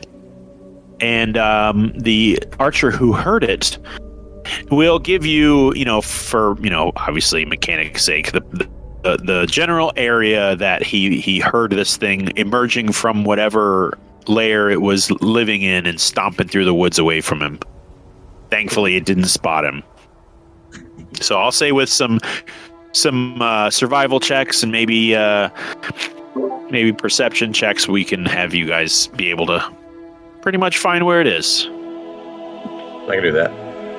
Yeah, no problem. You want those now, or? Well, are you guys heading off now? Are you going to do or say anything before heading into the woods? I mean, like it's been said, we've got things to do and places to be, so we should get on getting on. Yeah. All right. Well, just so you know, she is part of the deal, the spit in the hand deal. She's going to offer you 20 archers when you need them. Well, why don't we take the one that heard it and you can direct us to where it was? Yeah, that's fine. He's not interested in getting close to it. So, we'll have a roll once he leaves you, but yeah, he kind of directs you out of Hopton, and mind you, as you leave Hopton, there are maybe 10 of these giant trees dotted with houses. It is astonishing how fast it vanishes into the forest. Like, you don't have to get very far away for this place to be completely hidden. Like, they don't make a lot of noise. It's not like there's like a bunch of like drum circles going and town criers. Like, they're very simple folk, and you kind of like head off down a trail away from Hopton and turn around within like 30 seconds. You'd never know it was there. It's completely obscured by the forest. Wow. I'll turn to the archer and it's like, holy mackerel. You just kind of look around. Yeah. Well, that's how we're able to survive here. Most people don't bother us because, well, they don't know we're here. Fair enough. Neat trick, though. He leads you far away into the woods. You travel for perhaps maybe a good couple miles. It's a good hour of hiking through the woods. And he stops short. And you see a kind of a clearing. And there's this very large, rotten trunk of a tree. It's probably, it's like one of those ancient trees. So it's got like a 50-foot wide trunk. And it's just this big, huge, rotten stump that extends maybe 30, 40 feet in the air. And, it's very quiet here. There's no real forest creature sounds, no birds singing. One question, though. Before we head out, is Koza finished chasing after Nuts? Do we have him back? Yeah. He has since joined you. Okay, cool. Yeah, he's with you. He's been with you since you guys met up with Roderick. Cool. Just kind of minding his own business. Azia as well. In fact, everybody is with you. Reaper and the twins are with you as well. And he just sort of stares at this gigantic trunk. And with how you notice on the ground, leading away from the trunk, are these huge depressions in the forest floor. And now that you can see a little more clearly with kind of looking around, there are trees that have been snapped at the trunk and brushed aside, creating this clearing before you get to the trunk itself. In those giant depressions, you see a couple of points at the end. They're giant footprints. Being that it's warmer here than it is somewhere other places of the Garden of Mist, these depressions have gathered puddles of rainwater. I think Steph is now listening at this point. Yeah, she's listening as she drives to work, I think. And it's all very quiet and ominous as you all just sort of sit here at the forest's edge. The archer kind of extends his hand and says, "Good luck, friend. If you succeed, I'll be one of the ones that meets you at the needle." All right. So, given the footprint and everything, can we guesstimate what the size of this animal is, this creature? Well, it was described to you. It's about 20, 30 feet tall. Mm-hmm. And with these depressions, you'd expect something that made this footprint a lot bigger than that. But it was also described that it might have stumpy legs. Okay. Or he wasn't You also see fully upright.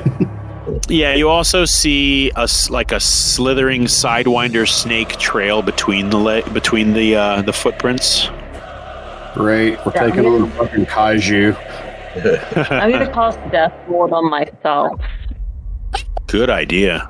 Does that drop the one on me, or What's that? does that drop the one on Baranor? No, Azia gave you that one. Oh, okay, got it. Iona's like, fuck the rest of y'all, I'm making that happen. All right, All right. let's follow the prince. All right. Does anybody want to take precautions against being heard? I feel like I'm being very generous there. Yeah. Yeah. Pass with the traces on. All right. You look and notice the Mellish brothers kind of split with one on either side of the group. And as you guys walk towards the base of this tree trunk, you see them kind of also sort of do some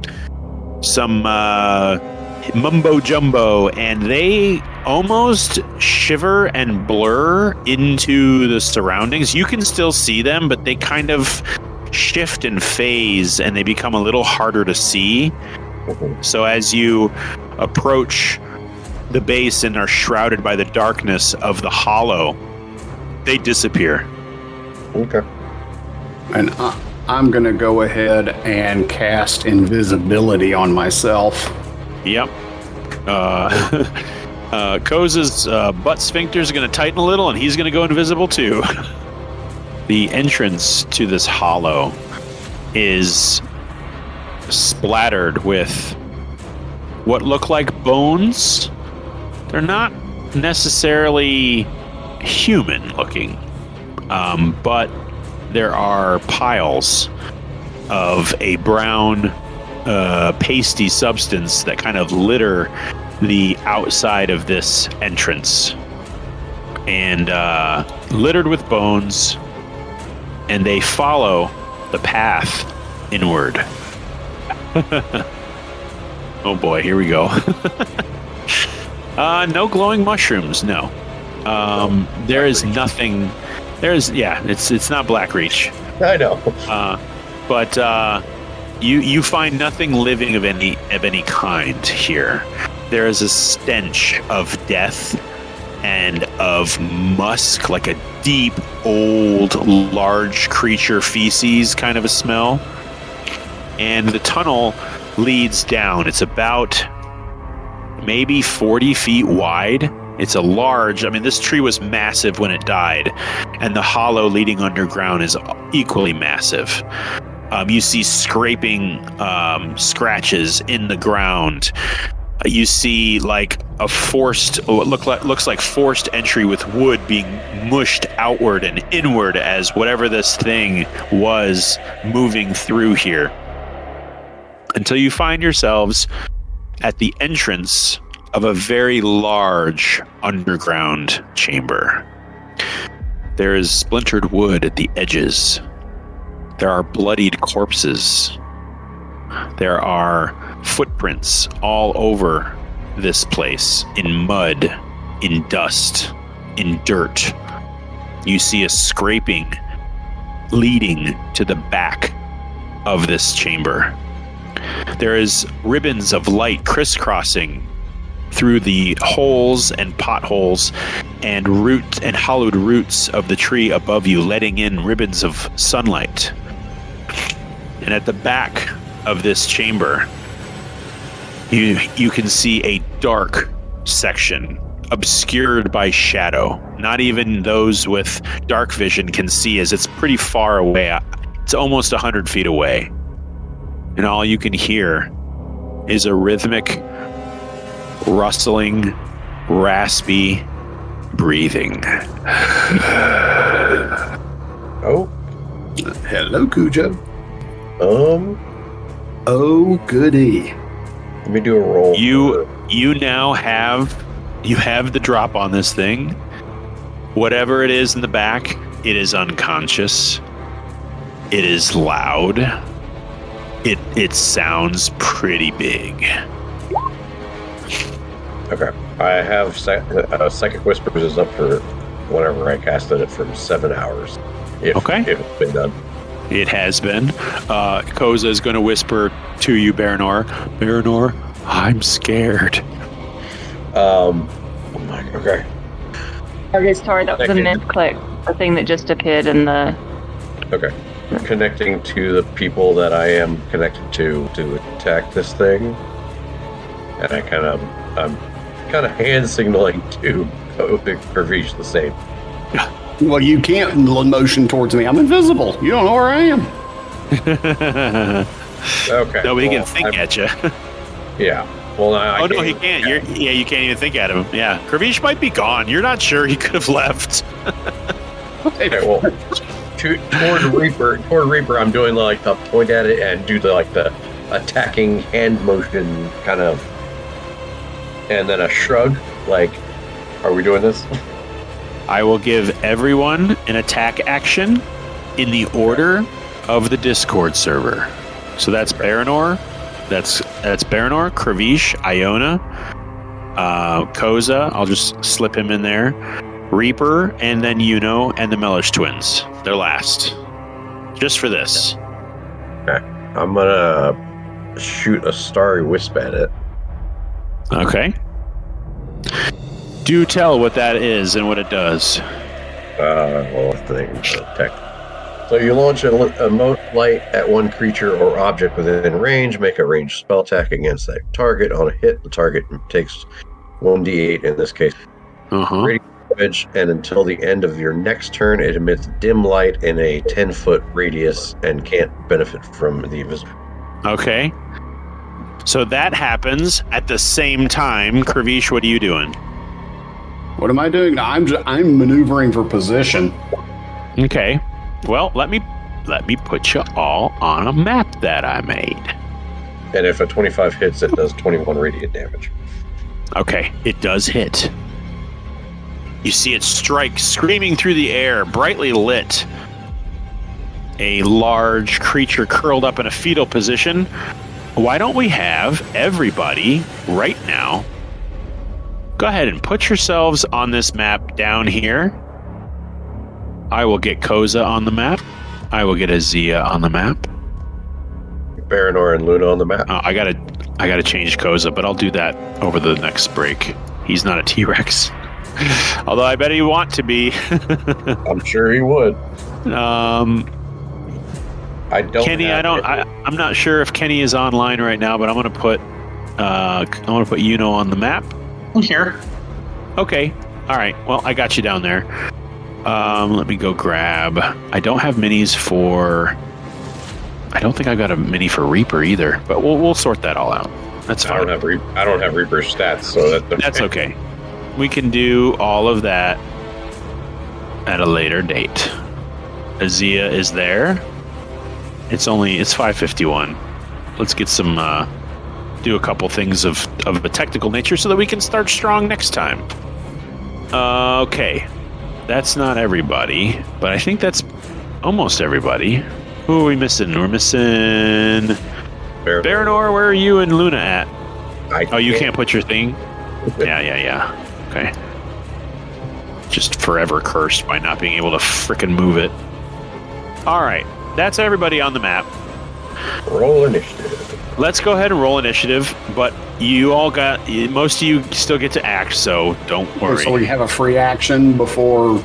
This is a surprise round, yes. Okay. Yes. So I'm going to maneuver for position and hold my action. Okay. I mean, you can make a surprise action now, and then on your turn you can do something, or that's fine. That's fine. Okay, Steph says her. I'm still going to make. I'm waiting for more people to react before I make my surprise action. Okay. Well, if the trigger action for you occurs, just let me know before I get to somebody else. Will do. Okay. You put me in the turn order. There you go. Koza. Is there a beastie? Okay. I don't see a beastie. No, you don't. You don't see it yet. Although he shot a real freaking bright arrow, but you just kind of see. I'll say you just see something in the distance get briefly lit up as you and the rest of the party also do stuff. Koza got an 11. Koza, why does... Okay, I don't have a mini for her, so just write that down. And when I got to create... I guess we didn't even create a character in here for her yet. Okay. Because I also got to do the Mellish twins, which are going to act together, because it's easier for me, and I'm all for that. Let's see, what am I thinking about? Oh, yeah, I don't know why... Iona doesn't have a name next to her. So I'm going to look at your character sheet and see if something's going on. That's weird. It should. Yeah, that's weird. Whatever. Okay. All right. Kravish is holding an action. I've got my dice roller here. Yeah. Make sure I make my movement too. Yeah. You can start your movement back here at the back row. That's where you're starting from. Okay. So however far you want to go, that's where you're at. And I'll give you on a surprise round, I'll give you half your movement. I think that's probably fair. Well, movement and a surprise round is a little much. Well, where is the creature? You shot at it. Yeah, where do you think? I don't know. Well, my Starry Wisp is 60-foot range, so yeah, can reach. It's a 60-foot range. Well, then let's see. Maybe you didn't hit it. Well, where are you? If I can move forward, I'll give you half your movement, like I said with him. 20 feet of movement. So, well, let's see. Move to like right there, which that would then 60 feet. Yeah, you'll hit it. That's fine. Yeah. All right. You strike it with your Starry Strike. It's enough to eliminate, would you say, 10 feet? 10-foot radius, so 20-foot total? So it's a 10-foot radius, yes, of dim light around the creature.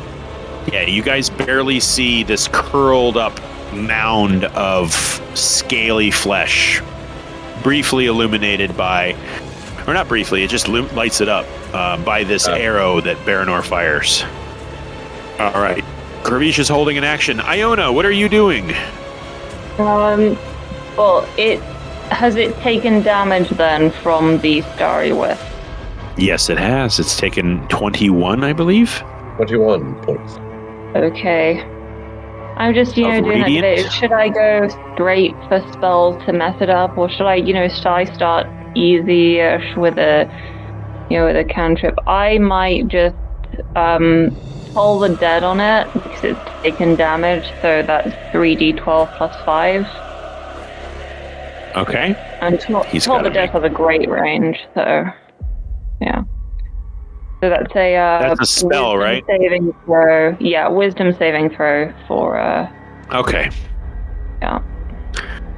DC 18. Question Yeah. to Baranor. Baranor. Was that a spell that you casted? Yes, it was. Okay, I got to do something. Okay. I got to do something. It is a cantrip. Uh-huh. I built one for you, folks. Oh. I built one. All right. Toll the Dead. Okay. Good enough. He is going to roll for his save. That's wisdom. His stats are thusly not great on the wisdom. 17. Yeah, he's going to go with that 17. Yeah, it's not going to be enough. Okay. So. Boing. Go ahead and roll that damage. Yeah, so add 5 to 25 damage. All right. Nice. Koza's gonna do his tried and true moonbeam, which I believe he has the range. Let me just make sure. 40 foot high, but what's the range? Oh yeah, 120 feet. That's plenty.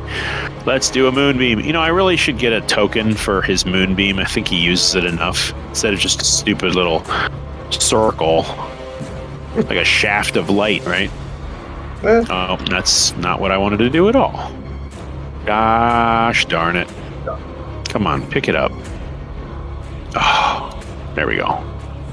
I need a shape. An ellipse. Yep, there. And we'll put it up there somewhere, right? Okay, that's Koza. Reaper, what do you think Reaper wants to do? Eldritch Blast? I would imagine Eldritch Blast is what Warlock like to do. All right. Yeah. You have her sheet? I don't have her sheet. Okay. Then I'm going to, and she can yell at you later.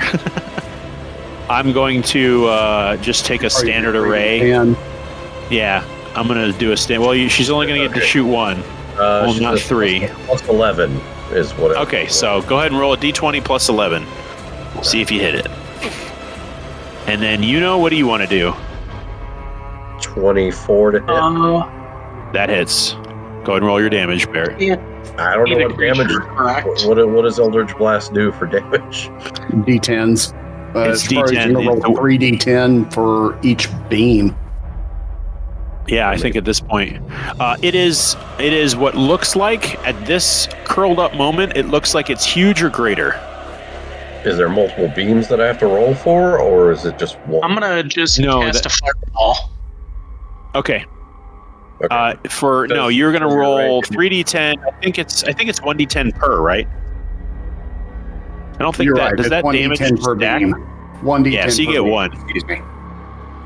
That's okay. It makes 2 beams at level 5, 3 beams at level 11, 4 at level 17. Okay. Roll each beam though. Just 1. You only get 1. With a surprise round, you just get 1 attack. It's like a opportunity of attack. It's going to auto fail its save, so just go ahead and roll damage because it's asleep. Like you guys all hit it at once. Oh, right. plus 4 plus 4, I guess. So 8 damage. 8 damage. I think that's necrotic. 29 points of fire damage. I don't know what I'll do. Bloom, that lights the area up. As all of these attacks impact on this creature's unassuming, unprovoked body, it uncoils, now lit up by flame and by your light up arrow. The entire corner lights up with illumination, and you see this creature uncoil its spine and stand on its stumpy legs. It turns to all of you, and you see this monster just...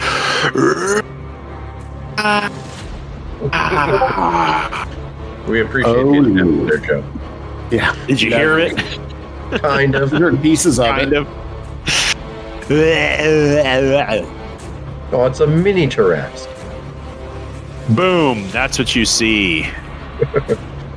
As it regards all of you, its blood-curdlingly scream, shrieking and reverberating across the halls. Its fiery red eyes burn as it comes down off of its perch and slams onto the cave floor in front of you. And that's where we're going to take our break. Yep. Can I release my action then, since everything? Yeah. So that all that's Go for it. I am going to cast. I'm going to cast Banishment, and I'm going to cast Dimension Door. I'm going to remove the creature from the field. Yeah. No, actually, what I am doing is I am going to. It will remove my invisibility because it's because I'm casting a spell. Yeah. I'm going to cast Summon Dragon. Cool. All right, let me look that up. Is that a large creature or a huge? It is a large. Okay. You know what? What kind of dragon are you summoning? I got a couple dragons in my image gallery.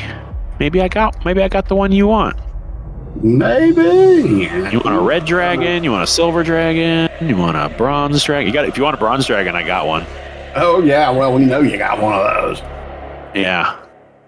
Actually, he's gonna be black. A black dragon? Mm-hmm. Really? Oh man. Hold on. You know what I'm going to get. Yep. Let's see. How far down the list? Working through my Here. trauma. We'll start with her head. And actually, I want her put right. Steph says ew. Right back. You know what? I don't know if I have it on my thing. I might have to retrieve it. No, I got it somewhere. I just might have to. I might have to go. You'd think it would be in with all this stuff. Digging in the archives. Yeah, I had to. Here, this looks kind of like her a little bit, but I'll find the original file. All right, let's get rid of this stupid head. Where do you want her to be? Him? Her? I'm not gendering it. Yeah. Okay. Right in front of it. Yep. Blam. Okay, I will replace that with Shekis's mini once I go find it. But yeah, that we will pick up from there. If everybody... Does that dragon get its own turn order? He goes immediately after me. Okay, that's fine. So we've got Baranor, we've got Iona, we've got Yuno, Koza, Kravish. That's 5. I need to put Reaper and the twins in there. That should be everybody. Oh, Azia gets a turn too. Hold on. Let me roll for her real quick. Azia did good. She got a 17. How about that? Yuno, what's Yuno's? Oh, he left. Shit. I'm gonna guess he's got better dex, so I'll make him 17.1. Just because she got a 17. And she doesn't have great dex, so. We will descend this. Blam. And we will start with Iona going first with Yuno on deck. So yeah, we'll pick up right here next session. Once again, we are ending the session on combat, which is always fun.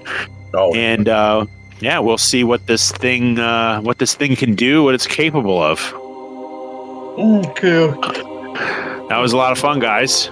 Yeah. And please tell Steph if she's listening. We're so glad you're here. I've been wanting to bust the news for weeks, but we decided to make it a surprise. So, yes, she is indeed coming back for like she said, foreseeable future. She just cut out a half hour early, that's not a big deal. We'll take you any way we can get you, Steph.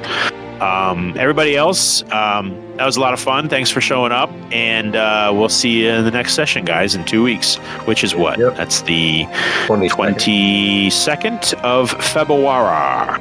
All right, then. All right, guys, we'll see you later. Say Bye. Bye. bye.